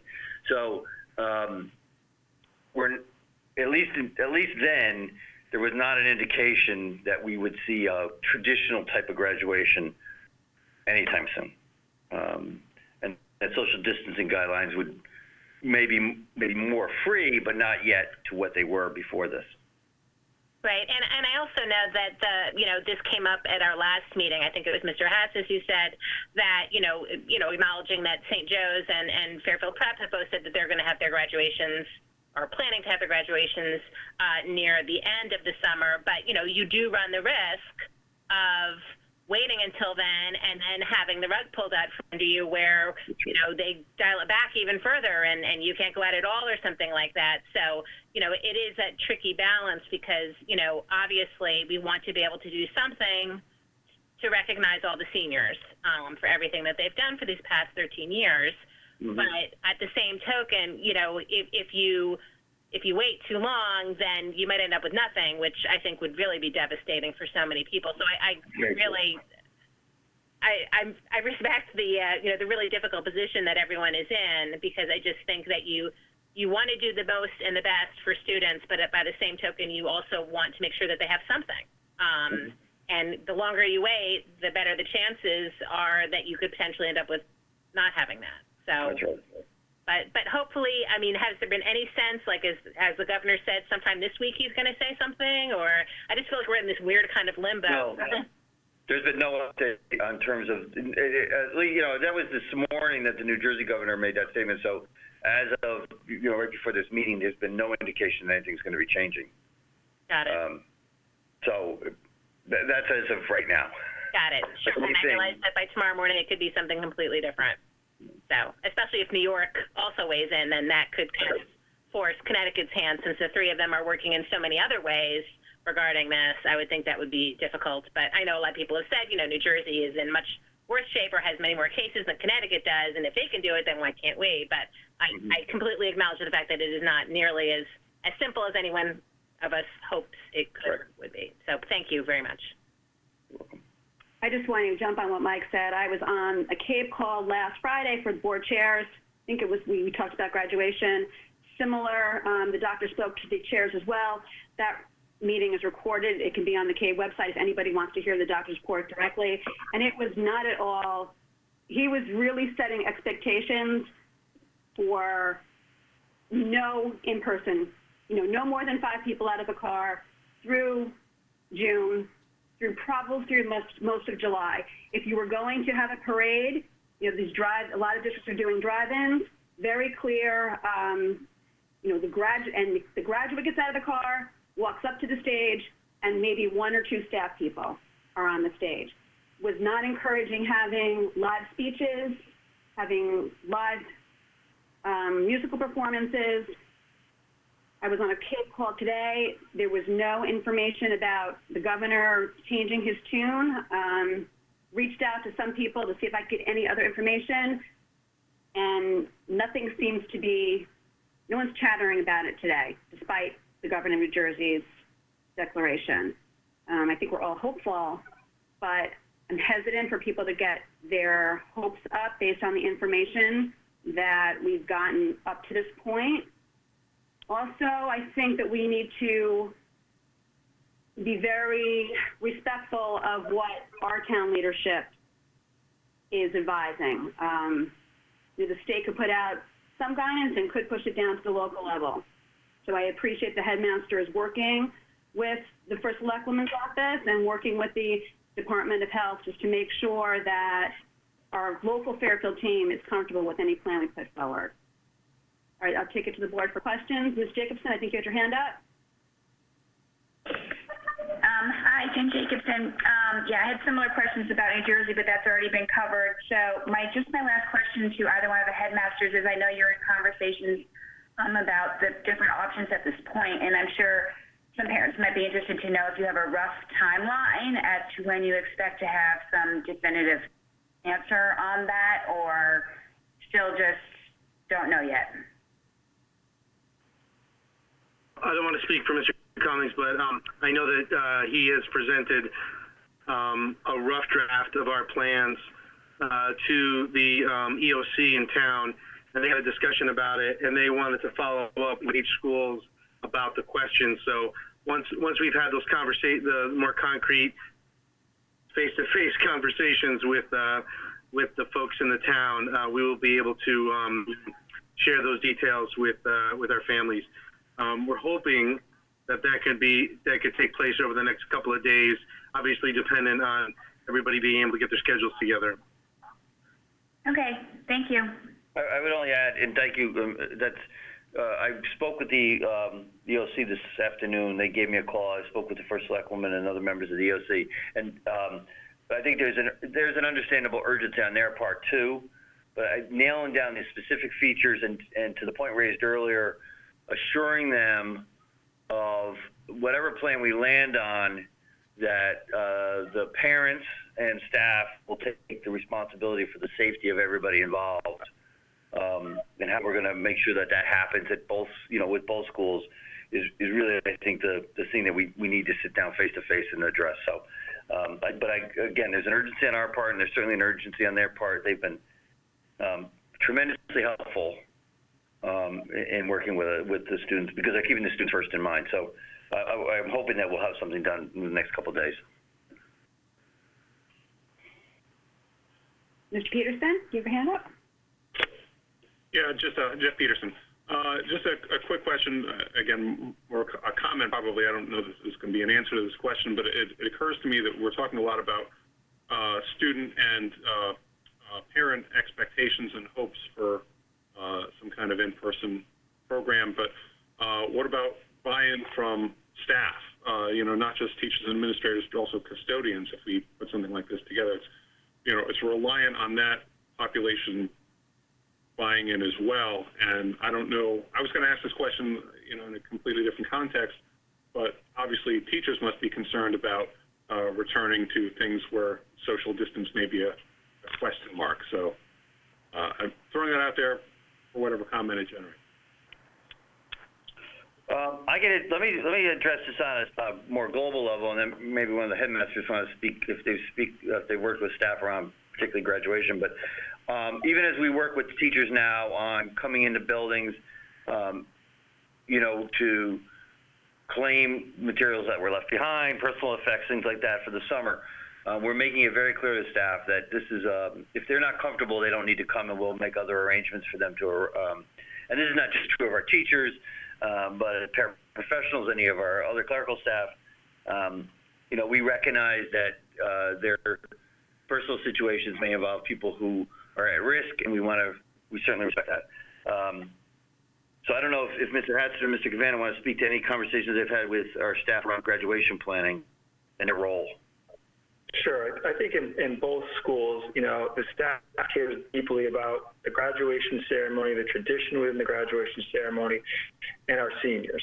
I think as long as we have a plan that's, one, optional, to Mr. Cummings' point, and two, that is done safely, we won't have any problem getting people actively, involved, and we've had staff actively involved up to this point. So I just think everyone has a different comfort level. We need to respect that comfort level. We need to make sure that we have clear guidelines and expectations in accordance with the governor's office in the town. But we have people that care about our seniors, and they're going to do what they have to do to support them. Great, thank you. Thank you. Mrs. McAnally? Hi, thank you. So I've got, I think it's 4 questions. First one to you, Mrs. Vitale. Yep. Do we as a board at our next meeting have to formally vote on a rain date, since we're now committed, obviously, to this being outdoors? Is that something that we need to take care of, or?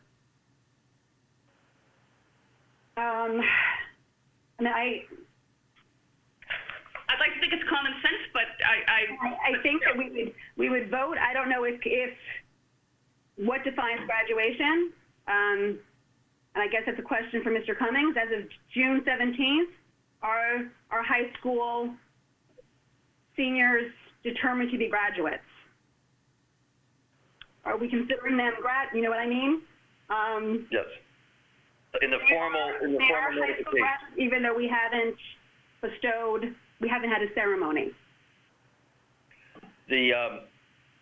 My favorite part of the graduation, that official pronouncement, right, that says they're now graduates of the Fairfield Public Schools. They are going to be graduates on that day of the ceremony. I believe Mr. Hatz, Mr. Cavanna, correct me if I'm wrong, but the date is on the diplomas. Is that right? Yes. So it's June 17th. So if we want to have ceremony, if the ceremony is postponed, probably just to be safe, we should have a vote for a rain date if it's necessary, just to make sure we're covered. I would say it's a safety precaution. And we would be proposing the 18th as a rain date. Okay, so that was my first question. This was a business keeping one. Second, and I'm assuming this is the case, but I assume that the police will be active in terms of if we even need some measure of streets cut off, that we'll be able to use that to keep the smooth flow of the graduates with whatever. I'm more familiar with the plans as of now at Ward, although I know that's still a work in progress. I'm not sure yet what the Ludlow plans are, but I assume that that's something that we will be able to avail ourselves of. That's correct. We're looking at WIA and the police department throughout this, and that we'll finalize that part of this week too. Okay. And then, so for third question, if we're talking about finalizing, at this point, I'm assuming that are the 2 high schools still collaborating to have the same kind of ceremony, or are they now going different directions? I think we're working with it in the framework that the state put out, but we're tailoring it kind of to our own specific needs, mainly because we've been talking to our seniors and do you agree with that, Mr. Hattis? Yeah, I think after we received the feedback that we received last week, each of the schools have been working very closely with the stakeholders to try to craft a ceremony that they feel would be most in line with what their hopes are within the guidelines. So they may not land in the exact same place. There might be some aspects of it that are very, very similar. Okay, and then my last question, this is the biggie one. I'm curious, or not curious, I'd like to know what exactly the order of mandatory nature these guidelines come in terms of their ranking. I know that from the governor comes the executive order of no social gatherings of more than 5 people with the exception of church gatherings. And that is, as of right now, it's the absolute that until that changes, the district's hands on that are tied. Aside from that executive order, guidelines are guidelines. They don't carry the weight and the power of executive orders. I'll give you one example. The idea that it's requested that only one graduate out of the car at a time, which seems to me incredibly inefficient. If you're talking about the spacing on a stage and you could have a second graduate out of the car ready to go so that instead of a 2-hour ceremony, you have a 90-minute ceremony. I mean, that's just, it's one point of, it may seem like minutia, but just what exactly is the pecking order here of what we have to do, what is left to our discretion? I know I've gotten some questions from parents about, you know, if I have an idea to whom can I go, and that sometimes the person they've reached out to has said, my hands are tied on that, I have to listen up above me or what have you. And so aside from that 5-person social gathering, what are we actually absolutely bound by? I'll answer that. We are bound by, well, to use your phrase, in the sense of the pecking order, the State Department memo, which you've seen, was informed by medical officials, Department of Health officials at the state level, really, I think, defining the possibilities for the State Department of Education.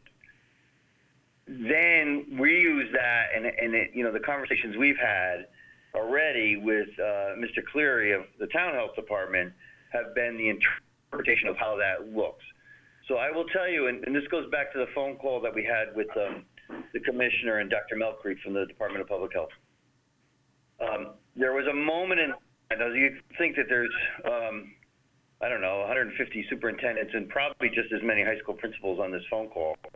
And Dr. Melcreek made a point to us of what they're worried about, essentially, is the emotionality of the moment and the human behavior that will take, the human emotion taking over for what people know they should and should not do. And so the idea of people getting out of cars. One of the things that was repeated at that meeting, and is I know a concern within town as well, and it's a concern in every town, is if we have some type of a drive-in graduation, that when students get out of cars, their friends will get out of their cars and give them a hug, that parents will get out and shake hands. And this moment in the phone call, going back to that for a second, the doctor said to us, what you don't want to have happen is you don't want to be, have an event. You don't want to be one of those points where everybody can trace back to some type of contagion event. And he said that's the thing that they're very worried about, that if there's a single individual or a group of a family in a car and they're hugging everybody, that at the end of this ceremony, 2 weeks later, a lot of people are ill. That's what they're really worried about. You know, this is the idea of what they're really facing across the state in any circumstance, right? That that's how quickly they can open and what's going to happen when this happens. So there was, as I said on that phone call, if there could be a collective moment of silence on a phone call, there was that moment of, you know, all these districts. It was a really sobering thought for everybody to think about the responsibility we bear as public servants to maintain the health of our citizens. And that, I think, is driving a lot of the concern as we plan these events. I know Mr. Hatsis, Mr. Cavanna, and their staffs feel this, that we really have this responsibility to keep everybody well. We had, and I'm going to jump, just the same sentiment was shared on the board chair call. Pretty much, you don't want your graduation ceremony to end up being the next cluster for COVID-19. Yeah, the hotspot. And when you don't want a graduation ceremony to be a hotspot, especially now that you're hopefully going to be more aggressive with contact tracing if somebody ends up being diagnosed. And he said to pretty much don't assume that everyone's going to follow the rules.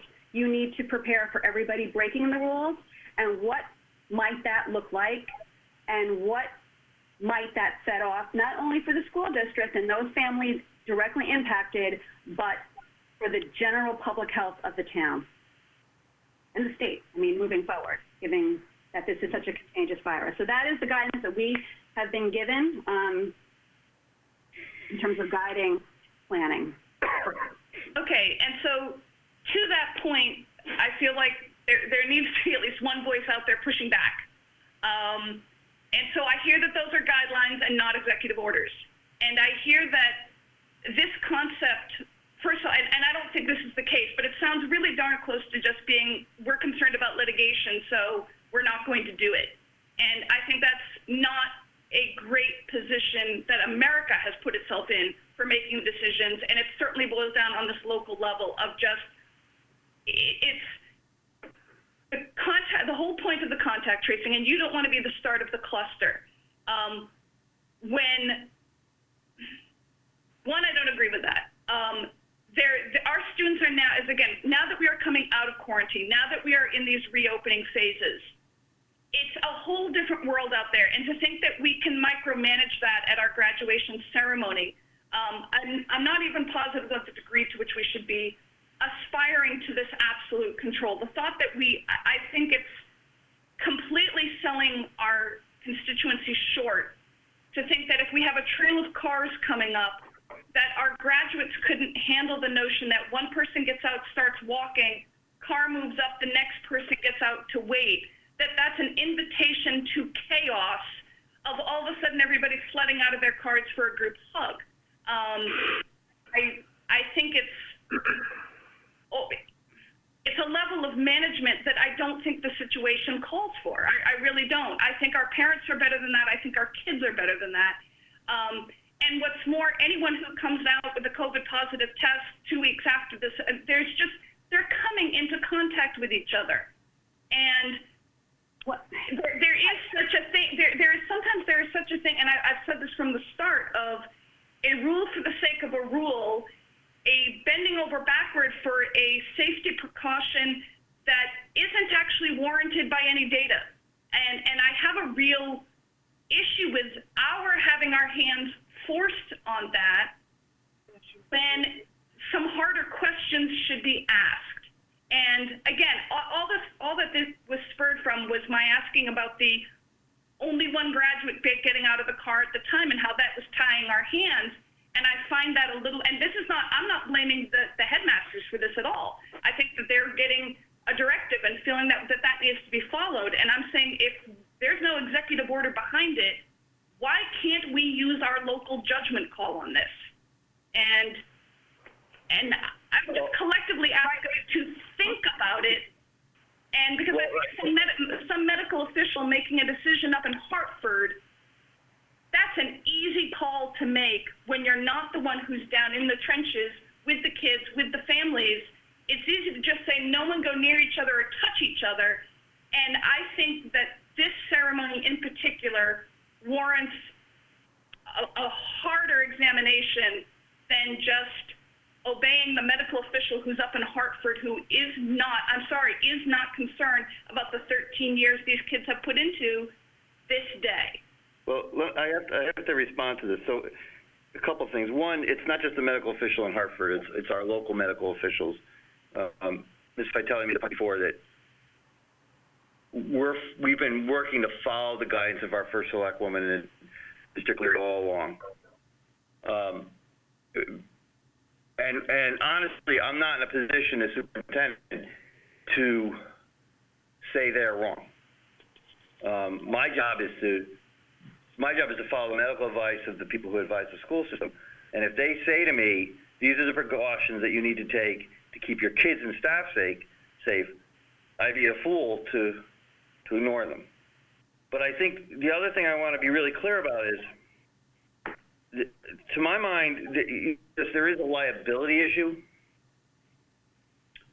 But we've spent the last 10 weeks in distance learning. We've learned a lot. We've done a pretty good job. I want to end tomorrow. I want to go back to physical school. I think I speak for the entire school system, the parent community, that we need to be back together because we're suffering apart. And if I did anything as superintendent to set us back on that course, to create a problem that would prevent that, honestly, you'd have my resignation. I would have failed in my role as superintendent to protect this district. So I cannot, in good conscience, not listen to people who know better than I do. I can't. And that's my call. I think, and I don't, well, I'll just speak for myself. And to that point, I don't like to hear you use the phrase "my" and resignation next to each other like that, Mr. Cummings. So I'll start with that. I guess what I'm advocating for are questions being asked, putting forward a proposal to Sands Cleary, to our first select woman. And again, I'm going to go bear down on the microcosm of the kids getting out of the car stage of, can we have that when the student leaves the handing over of the diploma and approaches the photo station, can the next person get out? I know that sounds, look, I'll fight the small battles as part of this because I know I can't win the big battle, which is I really like the idea of the social distance, restricted audience on the football field ceremony. I mean, that really is what I was hoping for. And so that's just an example of hoping that someone knows that at least one board member stands behind you, of pushing back on this and saying, I understand this is your goal, here's what we want to do, can we do that? It's one very small battle in a much larger, because of course, Mr. Cummings, I absolutely share your view. The most important is getting the kids back in this building and everyone back together. But it's just, I'm finding it frustrating, the feeling that people are making these decisions. Again, this is out, the phrase abundance of caution needs, I want that to be doing things out of an abundance of caution. I want it supported by data, by sound medical advice of what's the reality of on the ground. And it's just a very small example of that. The medical advice right now is that this virus is still active in our community. The data is still active in our community, and I suspect as we see more people not social distancing, we'll probably see an uptick in that data. And but this graduation isn't going to be the reason. We all want to give these students the graduation that they want. We all think that they deserve the traditional graduation. None of us signed up for this. We have worked very hard these last 3 months to do right by our children and our families in this moment, but also in the future. And I take some to imply that staff, board leadership is not pushing back on this. The amount of hours and meetings that we have put in reaching out to health officials, state officials, what other districts are doing to find a solution that is close to the traditional graduation ceremony as we can. I mean, it keeps, I think, I speak for everyone, it keeps us up at night. None of us want to do this, but to downplay the potential risk, I think is irresponsible. I think that it's also irresponsible to think that no one potentially is going to get sick if we don't follow the guidance of health officials from around the world right now. And if somebody does get sick, preparing for the worst case scenario, we have the graduation, we push back, we don't follow the guidelines or the rules that health officials, state officials are putting forth and what most districts in the state are following, and somebody gets sick. Just somebody gets sick, or multiple people get sick, and then they have to quarantine for 2 weeks. And then what?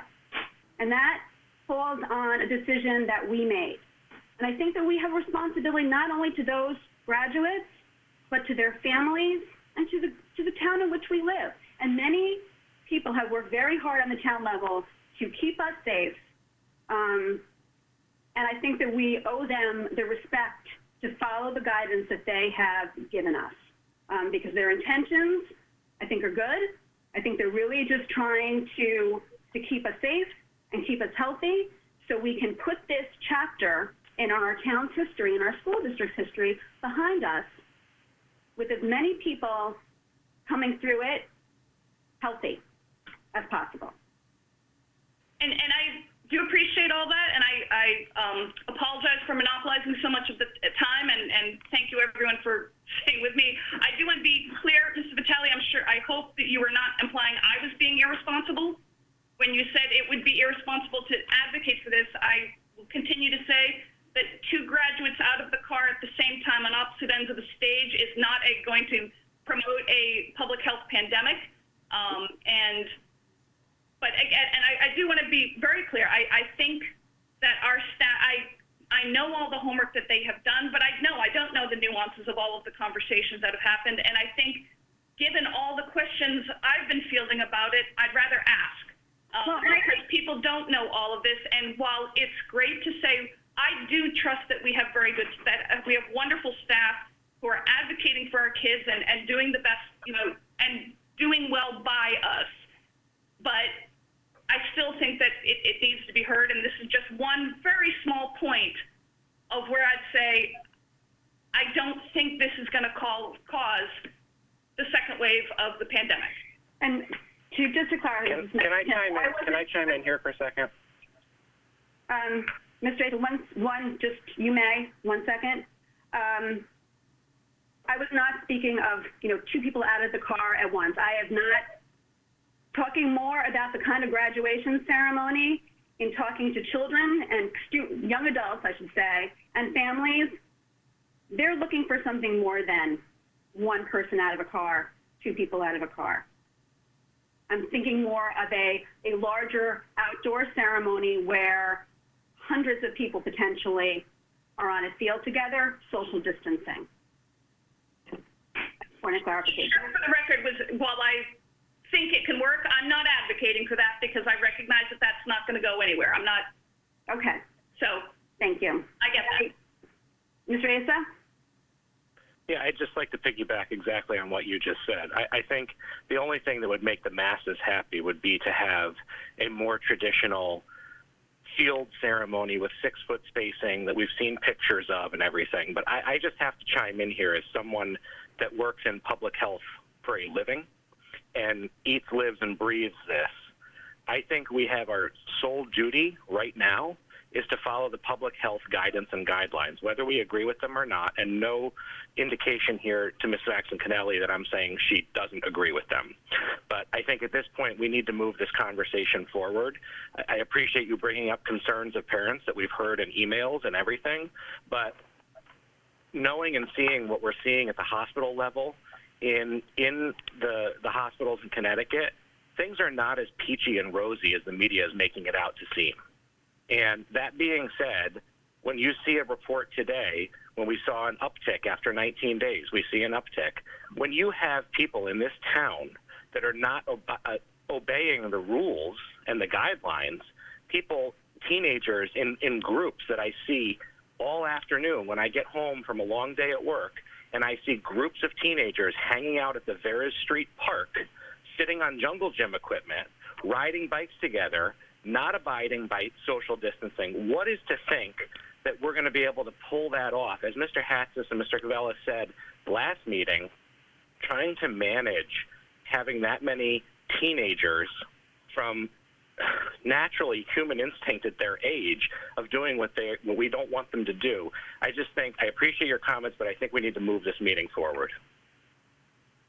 Okay, does any other board members have any questions or comments to make? Mrs. Gerber? Yeah, I'll be brief. I just want to say, as one of two board members that has a graduating senior and has already seen her college senior have a virtual non-existent graduation, there is nothing I would rather have than some semblance of a normal type of graduation ceremony. But I also am respectful of the rules and the guidelines that we have been given. And I would also just say that I have had some parents of seniors reach out to me saying they are genuinely concerned about the type of ceremony we end up with because they have immunocompromised family members.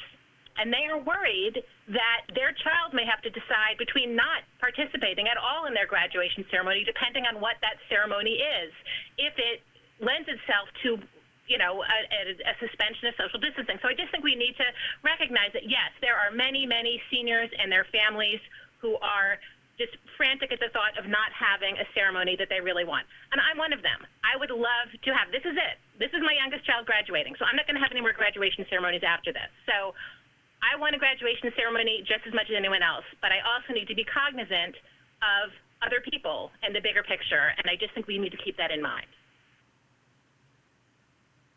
Thank you. Any other board members? Okay, before we wrap this up, Mr. Hatzis and Mr. Gavanna, I want to thank you again for being here.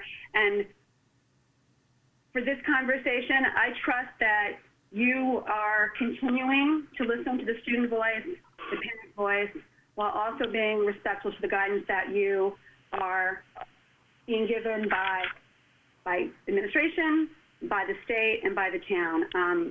I don't envy the position that you are in. I know that you both are, committed to your students and would like nothing more to be on that podium and hand delivering a diploma, shaking a hand, and being part of a celebration that I think as board members is the high point of being on the board as well. I mean, we can all mourn what might have been or what has been in the past, but I think we also have a responsibility to be role models. We're doing all we can to work together to make whatever the ultimate decision is about graduation joyful and a celebration, not only the 13 years, but more of the last 3 months and the maturity and the resiliency that these kids have shown. I applaud them. I apologize to them. And with that, I'm just going to thank you for your work. And again, the board is here if you need any guidance or any assistance in moving this forward. And with that. Thank you very much. Thank you. We will move on to summer programming update. Mr. Mancusi, or Mr. Cummings, I don't know if you want to say something. Yeah. We should go right to you, Mr. Mancusi. No, just really quick. I'm going to have Mr. McCusey talk about an update on ESY as well as the high school summer program. We met as a staff this morning. We met with Mr. Cleary on this topic as well because, as I've shared with the board, we've gotten some guidelines from the state around summer programming. So we are still in the stages of discussing it, but there's a number of issues that we're confronting. So, Mr. McCusey, if you wouldn't mind giving us an update. Sure. Good evening, everybody. Rob Mancusi, Executive Director of Special Education and Special Programs. Before I start, I just want to give a really loud shout out to our parents of students with disabilities. This has been a challenge at best for everybody, but there is a group of students with disabilities who this has been really, really hard. I just want to thank our parents for their patience, for working with us, for collaborating with us, for teaming with us, because we wish we were with them in partnership and their students face-to-face. With that said, there's been a lot of discussion that Fairfield Public Schools has participated in with districts from around the state and other special education administrators around the state. Last week I attended a state meeting with 192 special education administrators where the primary discussion was ESY. Since then, we received some guidance, which I think I sent out to board members as well as our parents of students with disabilities, that clearly articulates it's going to be difficult to implement a ESY program as we have implemented in the past. Before I get to Fairfield specifically where we are today, since that meeting last Friday,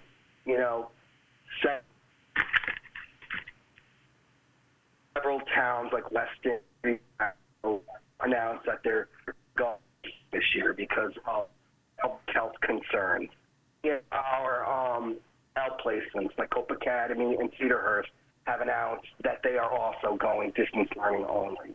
I spoke to CES today to see where they are, because we have several students there. They're heavily leaning toward distance learning because of their concerns of implementing an in-person program with the guidelines and the precautions to maintain everybody's health.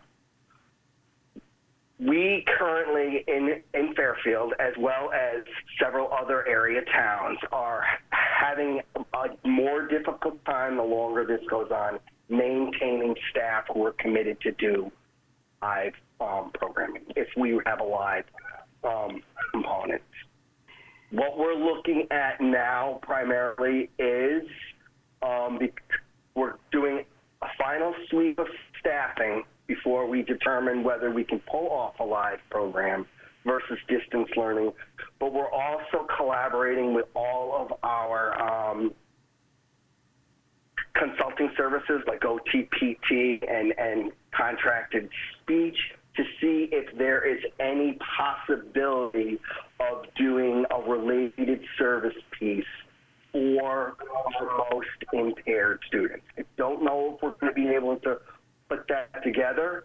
Some other districts are doing that we're in consultation with as well. The parts to that, they're going to come together as we continue this on a day-to-day basis. We've been told by the state guidance can change tomorrow, but based on where we're at today, we're doing one final staffing sweep to see if there is any possibility of running a live program. That seems like it's going to be a challenge. I think people are willing to do a distance learning piece, but for our more impaired students who, whose parents have been wonderful, and they're somewhat exasperated right now at the thought of this continuing on.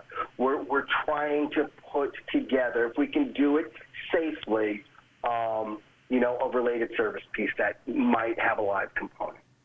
So that's where we are right now. In terms of the high school summer school piece, we continue to meet with, the staff who will be overseeing that program, choosing the courses that we're going to run based on, the courses that students need to be able to stay on track for graduation or might need to graduate. And then we're looking at additional offerings based on, the requests from high school staff. And again, whether that goes live or distance is still to be determined. So that's where we are as of today. Okay, I'll open up to the board for questions. I have a question. I know you guys can't see me, but yes. Thank you, Mr. Mancusi, for explaining all of that to us. I'm curious about staffing because I know you need more staffing for ESY this year. I'm wondering is it the same contractual pay that they get during the school year by hour, or is it a different pay, and how do we rate in other districts?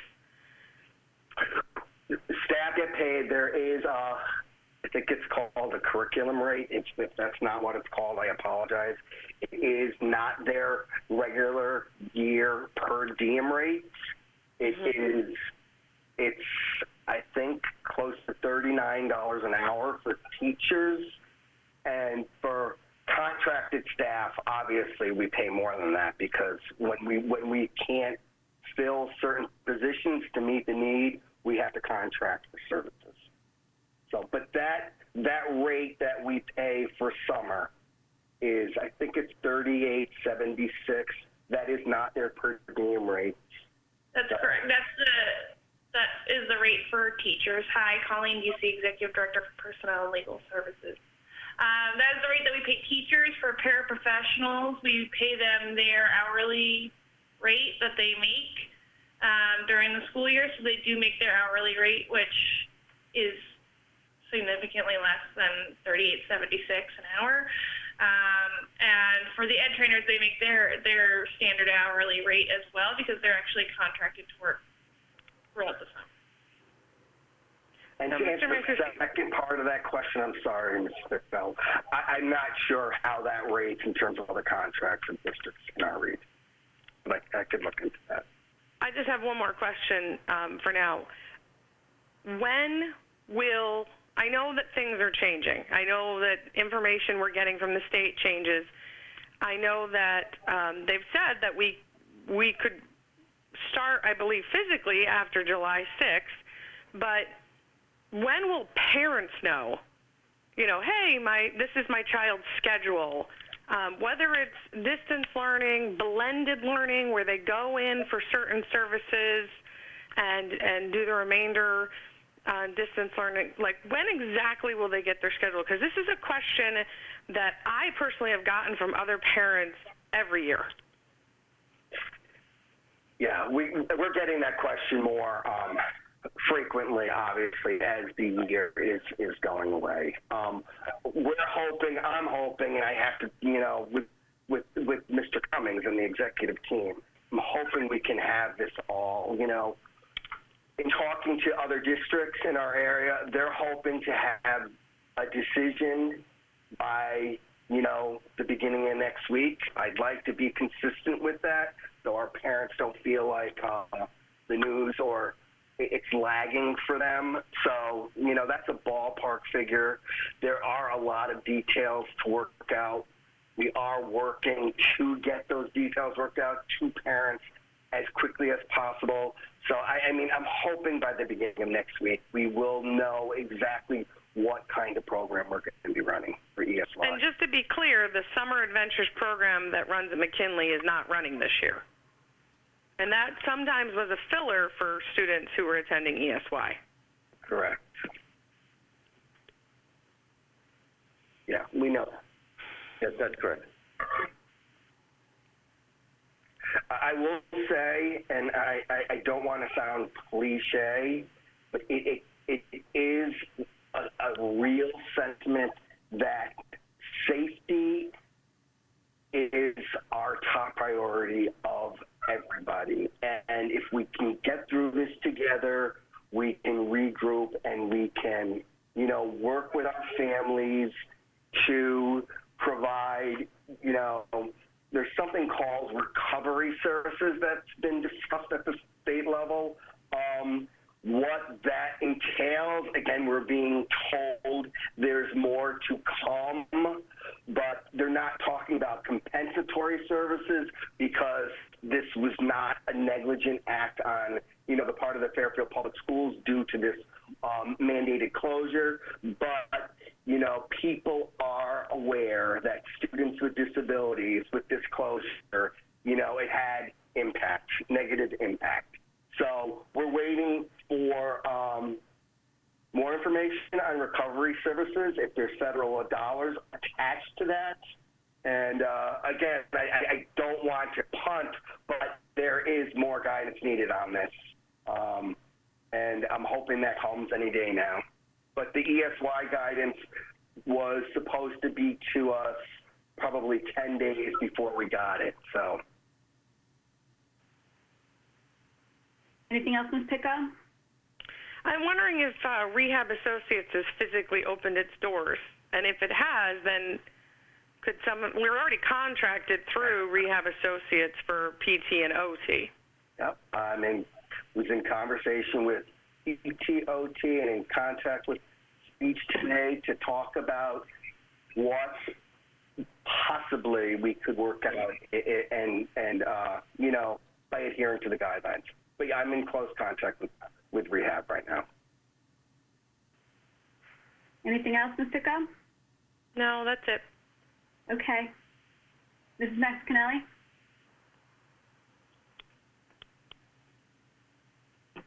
Sorry, just one quick question. I'm not sure if this is to Ms. Deasy, Mr. Mancusi, or Mr. Cummings. Regarding the hiring for summer school, I assume that normally seniority would play a role in who gets hired for that? Is that correct?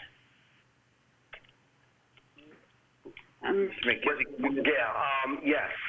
I will say this: we don't have too many applicants for summer jobs, so we have a lot of returners, and yeah, the ones who have seniority or who have worked like for years for us, you know, they return. Okay, so I guess my question was whether it was, because that wasn't my big question. Sorry, Ms. Deasy, to cut you off, but it's more the second question regarding not only the special ed summer school, but also to Mr. Cummings, to the credit recovery or whatever we offer for our other students. Is that, I was wondering, is this a union issue, or is it something that this is an exception where the hiring would be done based on demonstrated success with distance learning of these past 3 months? Oh my God. In other words, the teacher with the most teaching experience might not necessarily be the best summer hire. It could be, you know, it could be, but who has demonstrated success with lesson creation through distance learning, and will that factor into the hiring for this summer work? What I would say is possibly, but again, because of the circumstances centered around this particular summer, getting staff as readily as we had in the past, it's the number of folks who are looking for summer work has significantly decreased over time. Once we identify courses that are going to be offered, we look for the best staff to fill those offerings. So I don't know if that answered your question. Okay. Anything else, Mrs. Maxinelli? Okay, Ms. Rotelli?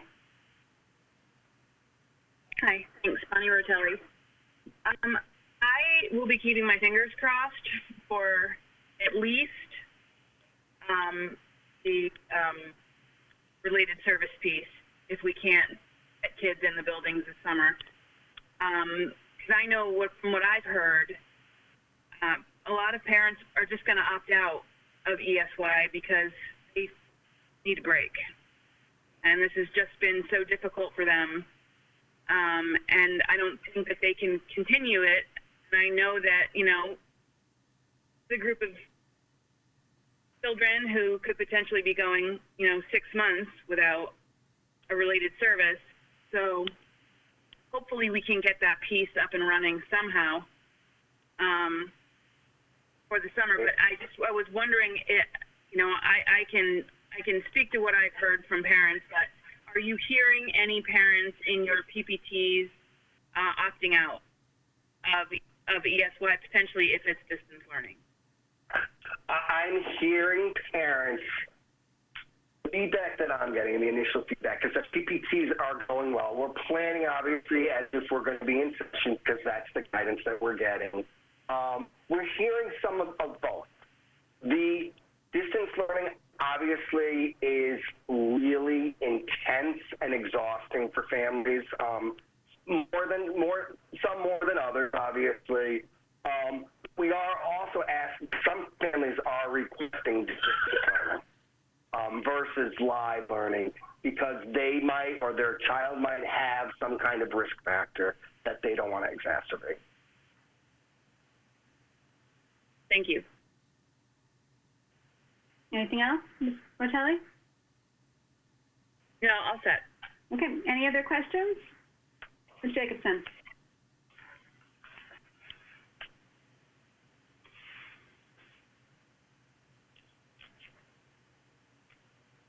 Oh, no. You're on mute. Yep, there you go. Okay, sorry. It's my thing. Okay, so thank you. Just a few questions.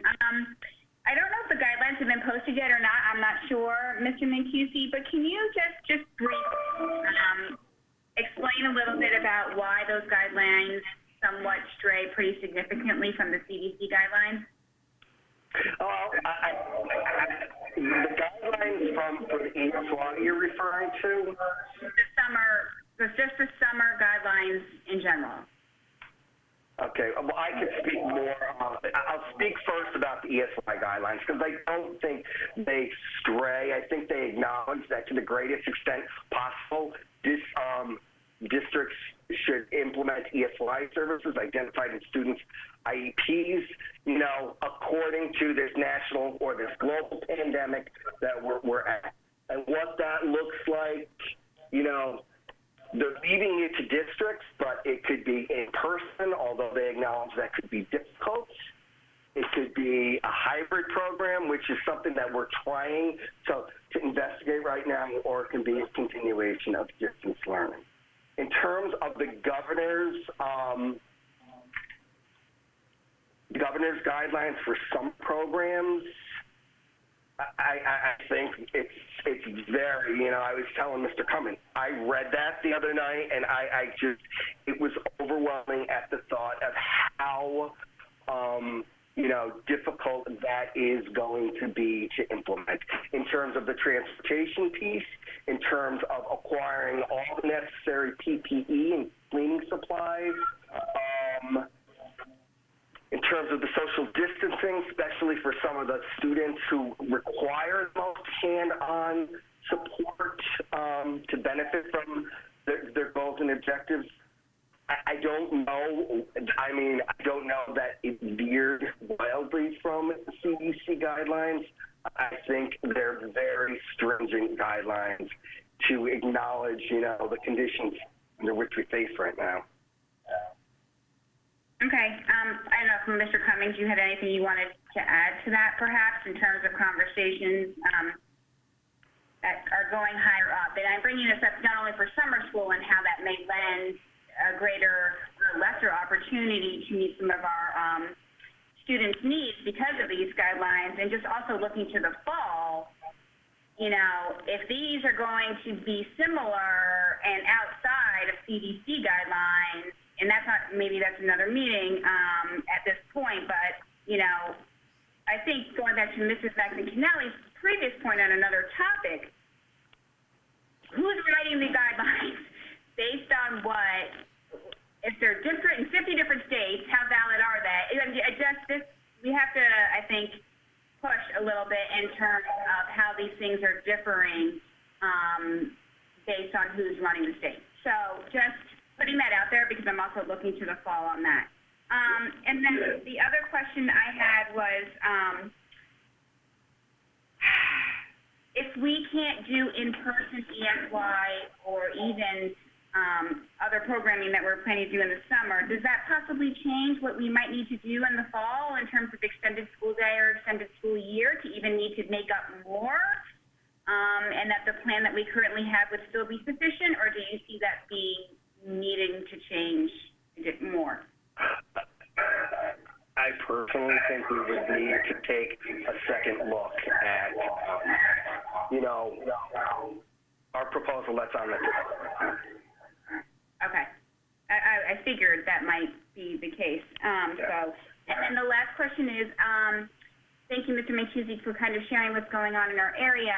I'm wondering if the RESCs are also, in terms of services on the regional education service centers, just in terms of, are they doing anything that could be helpful to us in this situation, or are they also kind of in that similar Well, that's why I contacted CES today, Director of Special Education, Mike McGrath, and I asked him, are you doing like anything to try to assist districts? And he said that they've had a lot of conversation, but I think at the end of the day, what they came to is, his quote was, they're heavily leaning toward distance learning right now because they don't know if they could safely pull off any kind of live program. I also had contact from a friend who's a director in a Collin County school district, very different from ours, but not as impact nearly like as ours are. But they've chosen also to just do distance learning in the summer in an abundance of caution. Okay, and then just one last question on the high school piece. I know we're not allowed to start until, if we're only doing distance learning in the summer, does that still mean we can't start till July 6th, or can this start earlier? And I'm just wanting to make sure that those high school students have enough time to actually complete everything, get their grades, get them to those schools that they might be moving on to. This seems like a pretty short window, especially if plan on running our traditional 20-day program for the high school. If that goes distance, we conceivably could start before July 6th because it's not in person. Okay, I mean, I'm not talking about that, just ensuring that there's enough time to get that to work, especially because a lot of schools are starting even earlier in the fall, so that window. Yes. Okay, that's it. Thank you. Thank you. Any other questions on this topic? I have another question. Yes, Ms. Pickup. Okay, I'm not sure if my question is to Mr. Mancusi or to Mr. Cummings. Since we're not sure physically if we can bring a small group of children into the public schools in the summer months, are we at least, I know we don't have guidance from the state yet, but I know they're trying to come up with some kind of blended model. Are we looking now towards September? Because I know that a lot of the families in this town are eagerly waiting to understand, well, if you're going to continue distance learning throughout the summer, what's going to happen in the fall? So are we trying to look now into how is it going to be possible to bring children in September? If we're saying that we physically can't bring them in August, what is going to be the difference from August to September?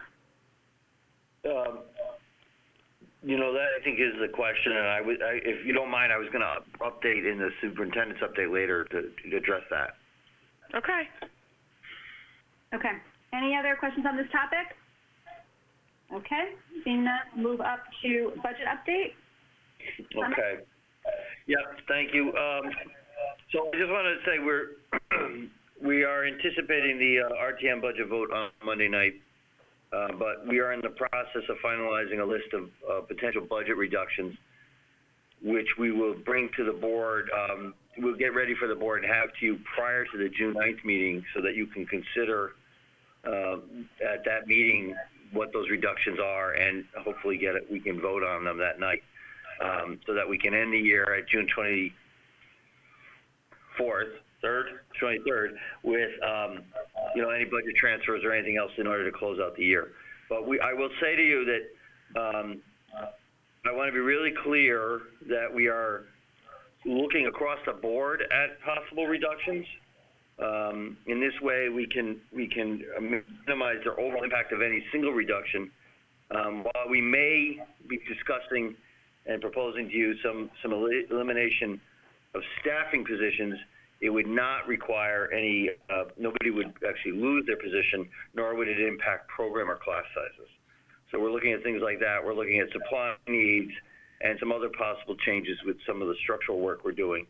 And at the same time, we're continuing to identify, just even based on this last conversation, potential additional costs that might be related to the COVID-19, including things like the additional buses, bus monitors, and even supplemental staff. So this, to Ms. Picco's just last question, the more guidance we get, the more possibilities, unfortunately, are opened up around potential budget increases as well. So we are in process of doing that, and we're going to, like I said, we'll have that ready to you so that you'll have it prior to the June 9th meeting so that you can review it.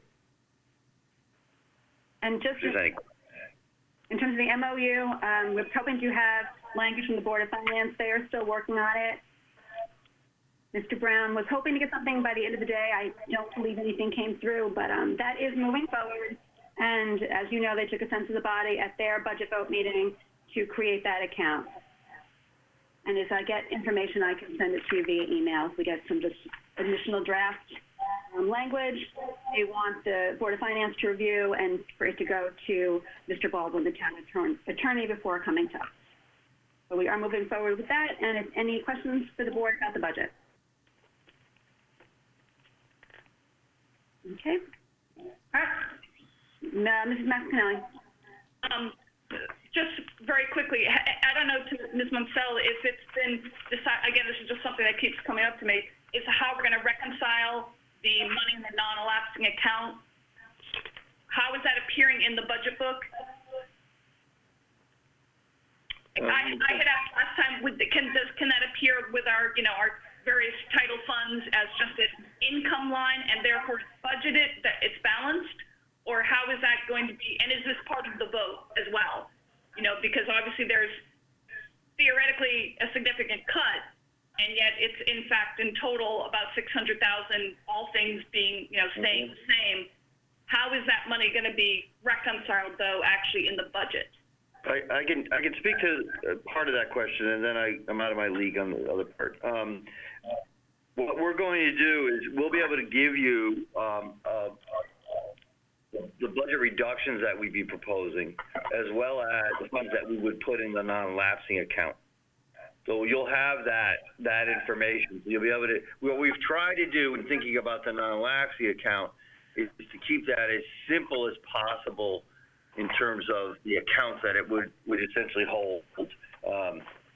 But you'll have that information. I don't know, Ms. Munsell, if you want to speak to the accounting methodology you'll be employing.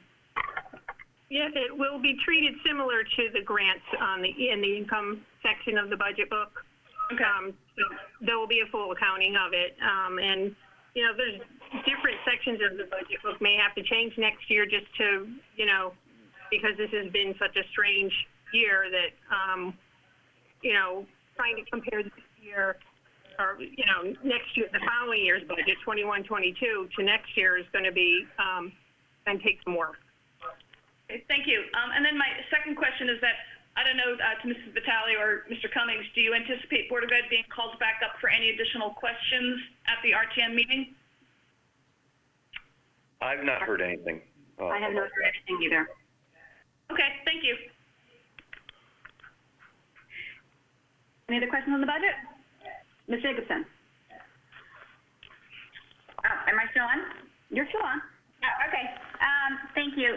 It's Jen Jacobson. A couple questions on this. I was wondering, Mr. Cummings, in speaking with the commissioner, again, I keep coming back to the state level. Has there been any thought as all of these guidances are put out, typical to passing a statute, similar, since we're operating under executive orders at this point, those things are normally accompanied by a fiscal note. So is that a concept that is being raised, that as these guidances come out, that they are able to assist districts and town bodies in the municipality to understand the fiscal costs of these pieces of guidance?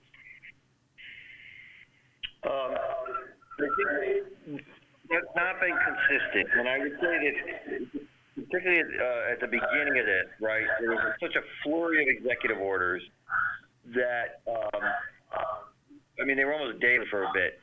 There was not a corresponding fiscal note that came with them. I think that there's been a catch-up to this generated at the local level by both town and education officials of the ramifications of these costs. and but I've not yet heard that translated into action. You know, there's been no, even at the federal level, there's been no movement beyond the CARES Act at this point. There's been talk of things, but there's been no concrete action yet. And I think that there's growing unease and with corresponding conversations about how this is going to be addressed, because it's all falling down on the local level. Right. Just piggybacking and maybe to the chair, in your conversations with CABE and advocacy in terms of that and their participation in some of this, have there been conversations with CABE that really there's unilateral law being created and then just pushed down on somebody else to implement and fund? So I think that we need to have a broader conversation budgetarily on that procedure, maybe with the delegation or CABE or CAPS or whoever, because especially for things that exceed CDC guidance, like hiring bus monitors is basically mandating we hire staff. And that's not in the CDC guidelines. Yep. So I'm not saying they aren't needed. Yep. I'm not saying it's not a good idea. I'm just saying the procedure and process around a lot of this is, in my opinion, really lacking. And how do we as a board, as a district, as some of our partnerships regionally or around the state start saying we can't just swallow everything without more assistance and understanding of how you expect people to pay for these things. Not that they're not needed, not that this isn't what we need to do to safe environment, but it's just an endless series of unfunded basically at this point. And meanwhile, we have kids that we can't put in school, that need to get services, that need to get caught up. So there needs to be some, I'm just going to express my frustration with that piece around this, which I'm sure everyone else is feeling as well. But I would like to see a little more greater action on our part and getting some, taking some action steps around that. And it has come up with in terms of funding some of these guidelines. We tried to our call today to getting the state to buy PPE, potentially do some bulk purchasing for cleaning supplies, things that might be easy for them to step in to assist districts. Now, equitably cost. Everyone's going to need these things. But we have not received any feedback on whether or not that will be happening. But everyone is pretty much in the same boat on this. You know, trying to fund these newly identified expenses. And how will the state be assisting us? I think that they're hoping that more funding will come from the federal level. But for the short term, you know, the focus is what do we need to do right now to get kids safely back in school? Okay, thank you. And that the schools are properly cleaned was step one. Okay, and then just my last thought is, has the RTM received those guidelines just so they have an understanding of additional requirements that they might not necessarily be seeing in our budget as proposed, or even in some of the documents that we prepared as we went through the budget process, that these are now actually additional that wasn't presented to the Board of Finance or the Board of Selectmen. So just hoping that that information has been transferred over to the RTM so they have a greater understanding of what we're looking at. Mr. Cummings, the draft, I don't know if you've seen, if there's been anything finalized or what the draft that we can share. Or we can share the draft, potentially going to change. Hey, Christine, it's Nick. Can you just put everybody else on mute while you're talking? There's an echo, and if you could just mute everybody so when they're not talking. Let me see if I can do that.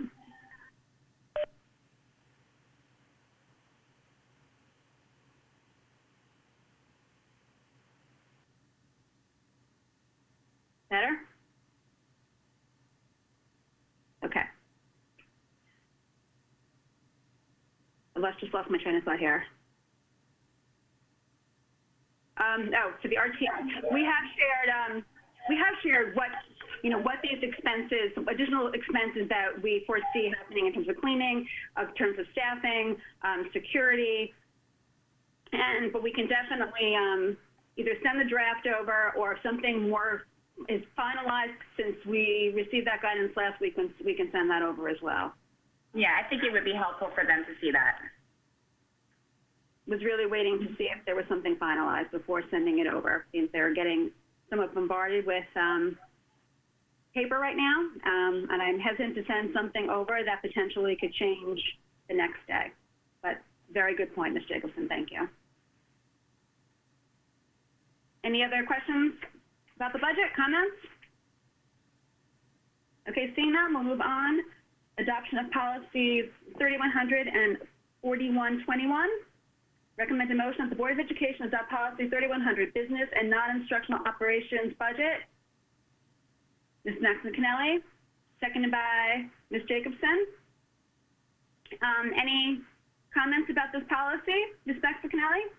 No, I received no questions from the board or from the public. I think it's fairly straightforward, and again, the policy committee was quite satisfied with what we saw in the administrative regs that will accompany this policy. But of course, if anyone has a question now, happy to address. Does any members of the board have a question for Mrs. Max McAnally or for Mr. Cummings? Seeing none? All in favor? Seeing everyone. Ms. Picco, are you voting in favor? Seeing that we can't see you. Ms. Picco? You have to unmute her. I did. Yes. Okay. Motion passes. All opposed? I think abstentions. Seeing none, motion passes 9-0. Moving on to the next recommended motion, the Board of Education adopt policy 4121, personnel certified substitute teachers. Mrs. Max McAnally, seconded by Ms. Jacobson. Any? Sorry, same comment. Received no questions. Don't anticipate any, but if there are. Do any board members have any questions about this policy? Seeing none, take it to a vote. All in favor? Aye. All opposed? Abstentions? Seeing none, motion passes 9-0. Moving on, new business. First reading of policy 6999, instruction, district provided distance learning. Mrs. McAnally? Yeah. Sorry, just a few words about this. First of all, you'll notice that you could probably guess it by the policy number. We do not have an existing policy. That is why you're looking at a single draft. It's not that one is being amended. This was the first policy that came from staff. When I reached out to Mr. Cummings, just say, has anything arisen that staff feels we need to advocate for in policy due to this distance learning experience? So there was nothing out there from CABE, from the attorneys statewide. This was rooted in one. New Canaan passed this, a version of this, almost immediately after they went into distance learning, and that was all we had to go from. We did give Mr. Cummings some feedback, first of all, some of the reference to the high quality instruction, that we really thought that that was an important addition to this. And the rest of it, I think, is fairly straightforward. We definitely had a robust conversation regarding that reference to participating successfully, but ultimately decided that that was the nuance to that is not something that belonged in policy, and it really just invites additional conversation because we are looking in the fall to beginning the conversation about a grading policy. But so that's the genesis of this. If anyone's looked at it and has any immediate questions, happy to try to address. Otherwise, any questions between now and the next meeting would be great. Does anybody have any questions for Mrs. Max McAnally? Okay, seeing none. Just email her if you have anything that comes up over the next couple of weeks. Thank you for taking initiative to reaching out to staff on this, policy committee, and for the work on this. Moving on to approval of minutes. That the Board of Education approves the BOE regular meeting minutes dated 5/12/2020. Motion, Mrs. Gerber, seconded by Mrs. Rotelli.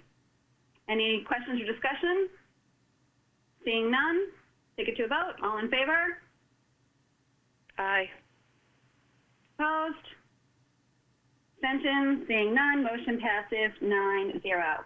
Superintendent's report. Mr. Cummings?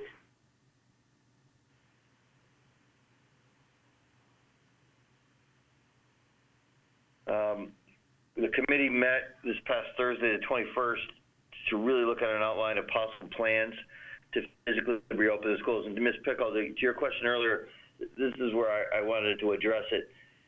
You know, essentially what we're looking at is, you know, if you think about this as a continuum, we're looking at the idea of the possibility. On one end, we've got the possibility of returning to physical school. On the other end, we've got the possibility of continuing distance learning. I shouldn't even say continuing, because at some point these iterations of instruction could go back and forth, right? There's no timeline to them. But the middle part of that, the middle part of this continuum is some type of hybrid model is really very diverse. And if you look on at what different districts in the world are doing, different districts in the United States are considering, there's things like you know, they all contain some idea of both physical school engagement as well as distance learning. And that middle category, that hybrid model, could really take the form of, you know, you could include some grades every day, you could include other grades every other day. You may make decisions that some districts have done. I believe this has been a European model, for example, to bring the primary grades in, but may keep the middle school, high school grades at home. You know, part of that I think is driven by, quite honestly, childcare needs, but it also aligns to where we need more direct instruction with the younger students, and the idea that perhaps the older students can be more self-sufficient. The idea that certain kids, half a class would go on one day, half a class would go on the other day, or half a class would go for 3 days in a row, and the other half would go for another 3 days in a row, and while they're not in school, they're doing distance learning. You know, there's a number of these possibilities.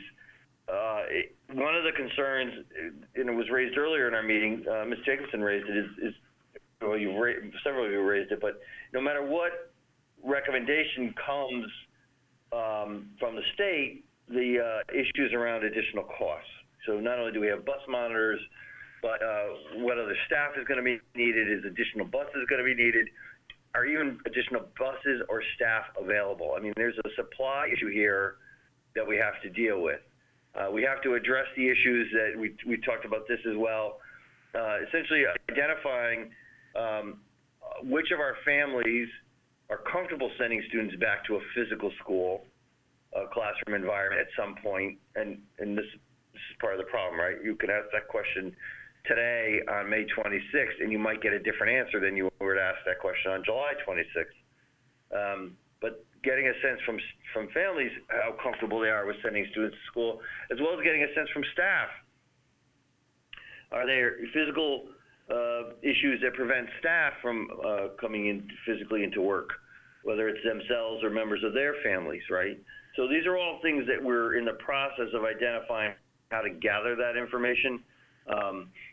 You know, we are operating, as I've said before multiple times, we are operating under an assumption that at some point during 2021, we are going to be at a period of true distance learning as we are now, and then we have an instructional issue. How are we going to make that a stronger period of distance learning next time? So there's a lot of logistical issues to face, a lot of unknowns, as well as there's curricular and instructional issues we must address. The regional committee that CES is running is meeting as well on a weekly basis, and there is a committee at the state level that's working, and we are trying to align our work to them. There's some hope that, you know, or actually there's some issues around which level owns which questions, as it were, who has to decide what. But we believe as a committee that there's certain questions we can begin to consider, just like, as I said, for example, that idea of getting a sense from our families and our staff who's going to be available for in-class physical, in-classroom instruction. So that's kind of where we are. I'm just reading through my notes here to make sure I covered everything that I wanted to cover with you. And then, you know, related to the conversation Mr. Mancusi had with you about summer programming, if we're physically not able, if the majority of students aren't able to come to school at some point during the year, can we still maintain as much as possible related services for families in a physical manner?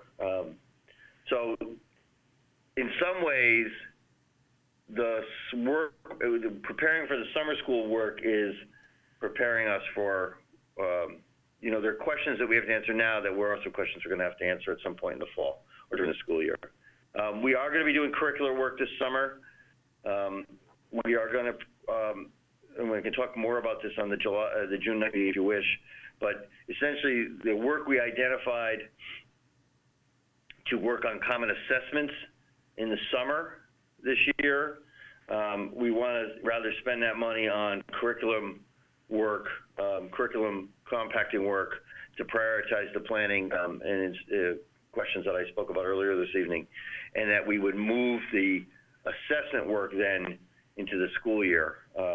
That still has to be done. We have students who are going to be going to the sophomore year next year who are going to graduate with that expectation, but our priority has to be this summer working in the curricular areas, particularly in grades 6 to 12, to make some determinations of what what content needs to be taught.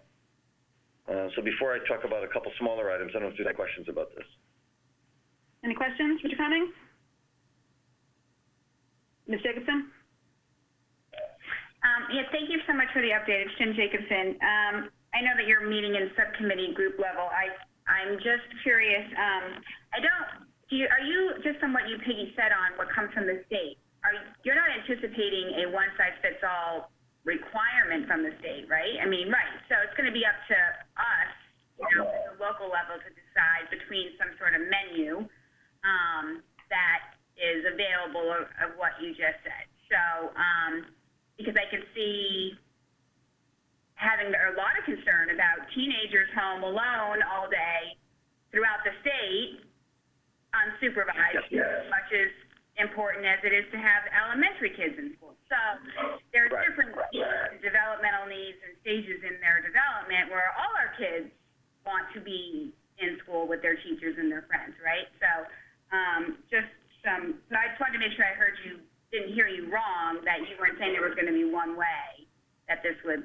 No, I really saying that, Ms. Jacobson, and I want to emphasize, no, I don't expect, all these are right now postulations of what could happen. I want to be really clear for everybody to understand that.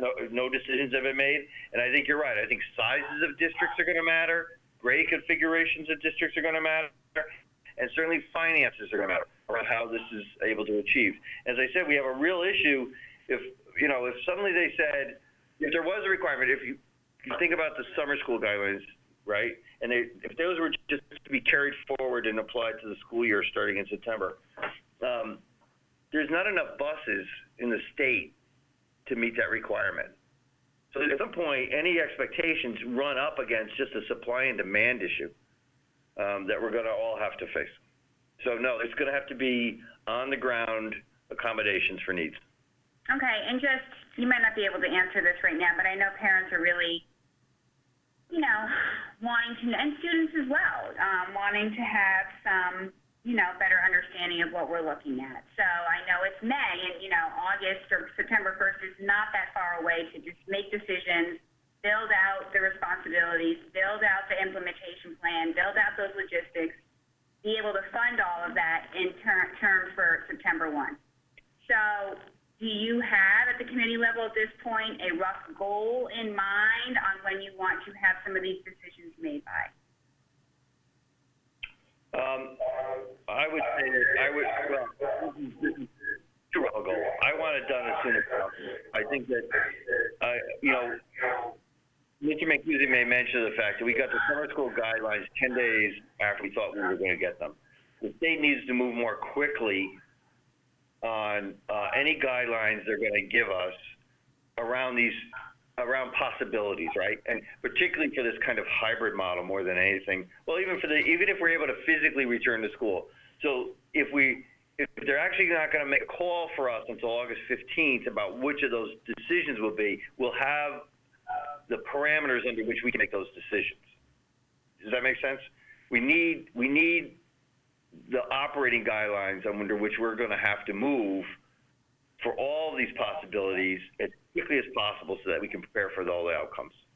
Okay, so if I'm hearing you correctly, we need to be able to get what we need from the state so that you can build out what needs to happen. Right. We're a lot better with a game plan than we are right now. Anything we can do to help make that happen? I think advocacy, I would say, I know that this is a constant chorus of requests at the superintendent level, and I would imagine at the board level as well. But I just know from the superintendents that I speak with that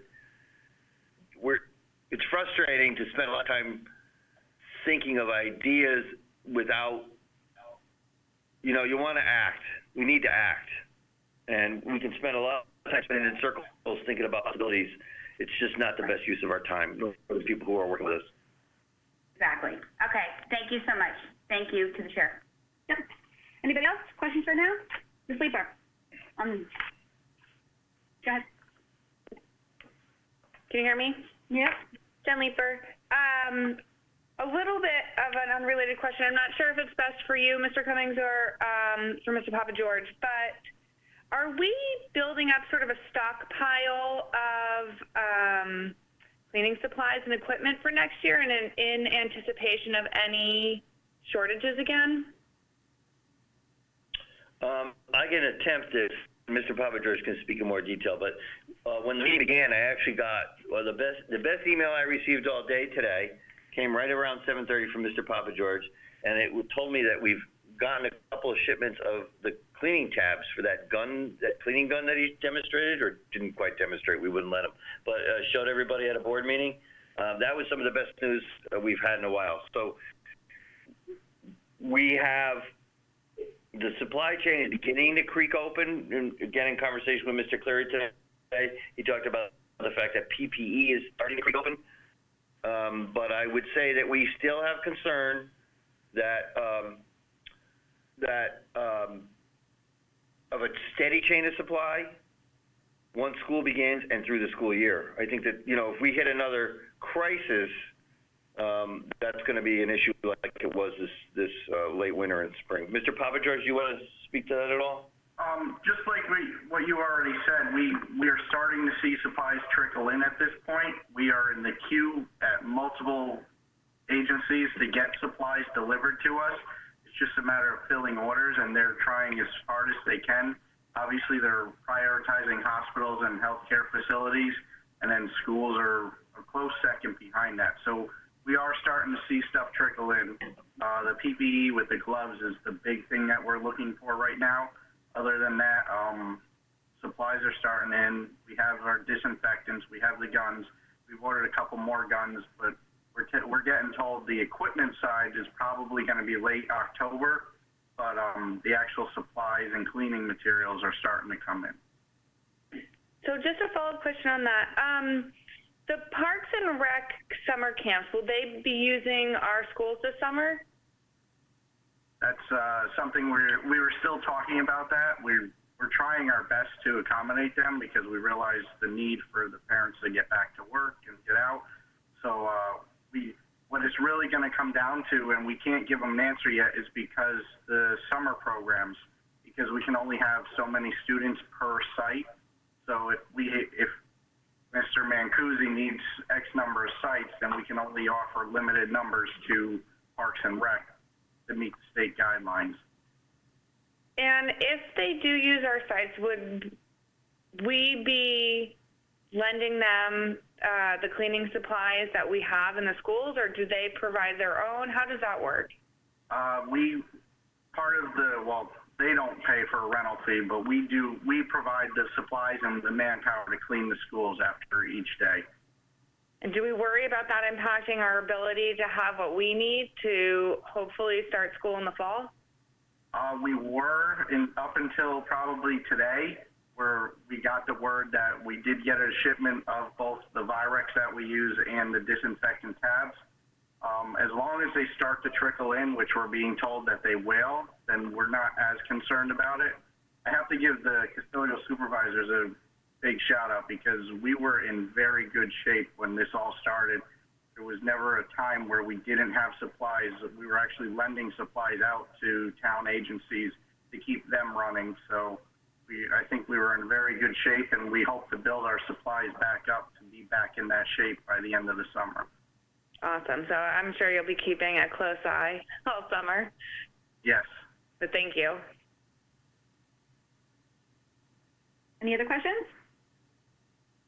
Hey, Mike, if you had a couple other. Yeah, a couple quick things. Ms. Gerber and I spoke about this earlier, but I just wanted to let people know that we will be at the June 9th meeting. I think I said at the last meeting we were going to hold off on the CAVE and Superintendent Awards until the fall, but at the June 9th meeting we will be honoring the grade 12 recipients of both of those awards. So the headmasters will be here to speak to those students at that time. And the last thing is I just wanted to let the board know that I will be sending you my year-end goals summary by this weekend, and that's it. Ms. Jacobson? I'm sorry, I don't think you saw me waving before I was going to follow up on Mrs. Leeper's question if I can. Oh, sorry, I didn't see you waving. No, that's okay. I was like, Mr. Papa George, or maybe this is to Mr. Cummings, I'm just a little confused about, if you could just clarify, because I can see this might be confusing for the public. If we can't meet requirements to have ESY in our schools necessarily this summer, how could we be lending out the same facilities for Parks and Rec?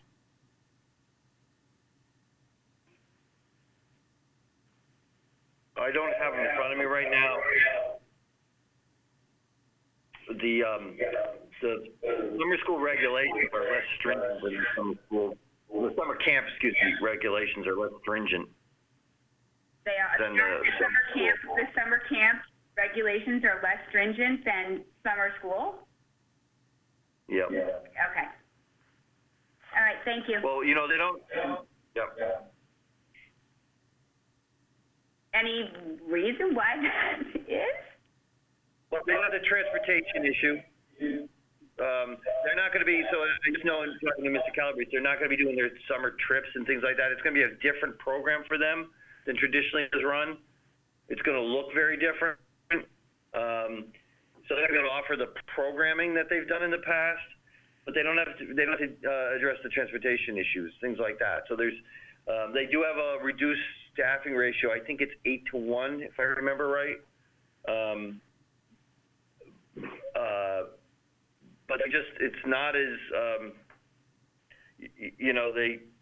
they don't have the level of rules that I'm aware of that we do if we decide to go physically in school. Okay, that's very interesting. Thank you so much for clarifying. Any other questions for Mr. Cummings? Okay, seeing none, moving on to committee liaison reports. Anybody have a report? Mrs. Gerber?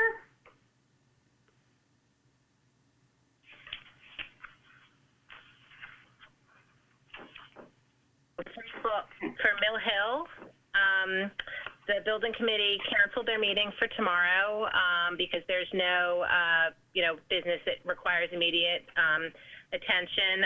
Apparently, the state did have a few clarifying questions for the building committee. I did check in with Mr. Morabito. He hadn't seen the questions yet. He was going to get them tomorrow, but he said he had the sense that they were fairly simple, easy to answer questions that should not hold up the project. Overall, the timeline will have to be finessed a little because they are a little behind, but again, no cause for concern at this point, assuming that the questions can be answered in an expedient manner and they can move forward. So I'll keep everyone apprised. So I guess we should be meeting again in 2 weeks from tomorrow. At our next meeting or the meeting after that, I'll be able to give you an update. And then also just for Parks and Rec, we did have our first Parks and Rec meeting since February. Anthony gave us a lot of information, including regarding this it's not camp, it's a substitute for camp, basically, he said. And, you know, really it is to provide childcare for families that will need it as parents start to return to work. I'm not sure if any of you received the email from Parks and Rec or saw it, but, you know, the ratio is very low, you know, lots of rules and regulations in place. And although it is still being worked on, so once they have a better sense of exactly what they can and will be working on, plus in addition to that, you know, what sites they will be able to use, they will be reaching out to all of the parents who'd signed up for the camp just to see if there's interest, and they're going to set up a new registration date. So that'll be coming hopefully in the next week or so. Any questions for Mrs. Gerber about Parks and Rec or Mill Hill? Okay, seeing none. Any other committee reports? Okay, moving on to open board comment. Seeing none. Moving on to public comment. Once again, for the public, if anyone is still with us, we welcome you to make public comments through email and via the form on the Board of Ed website. And once again, the email address is publiccomment@fairfieldschools.org. And with that, can I have a motion to adjourn? Mr. Asa, seconded by Mrs. Leeper. All in favor? It is unanimous. We are adjourned. Thank you all.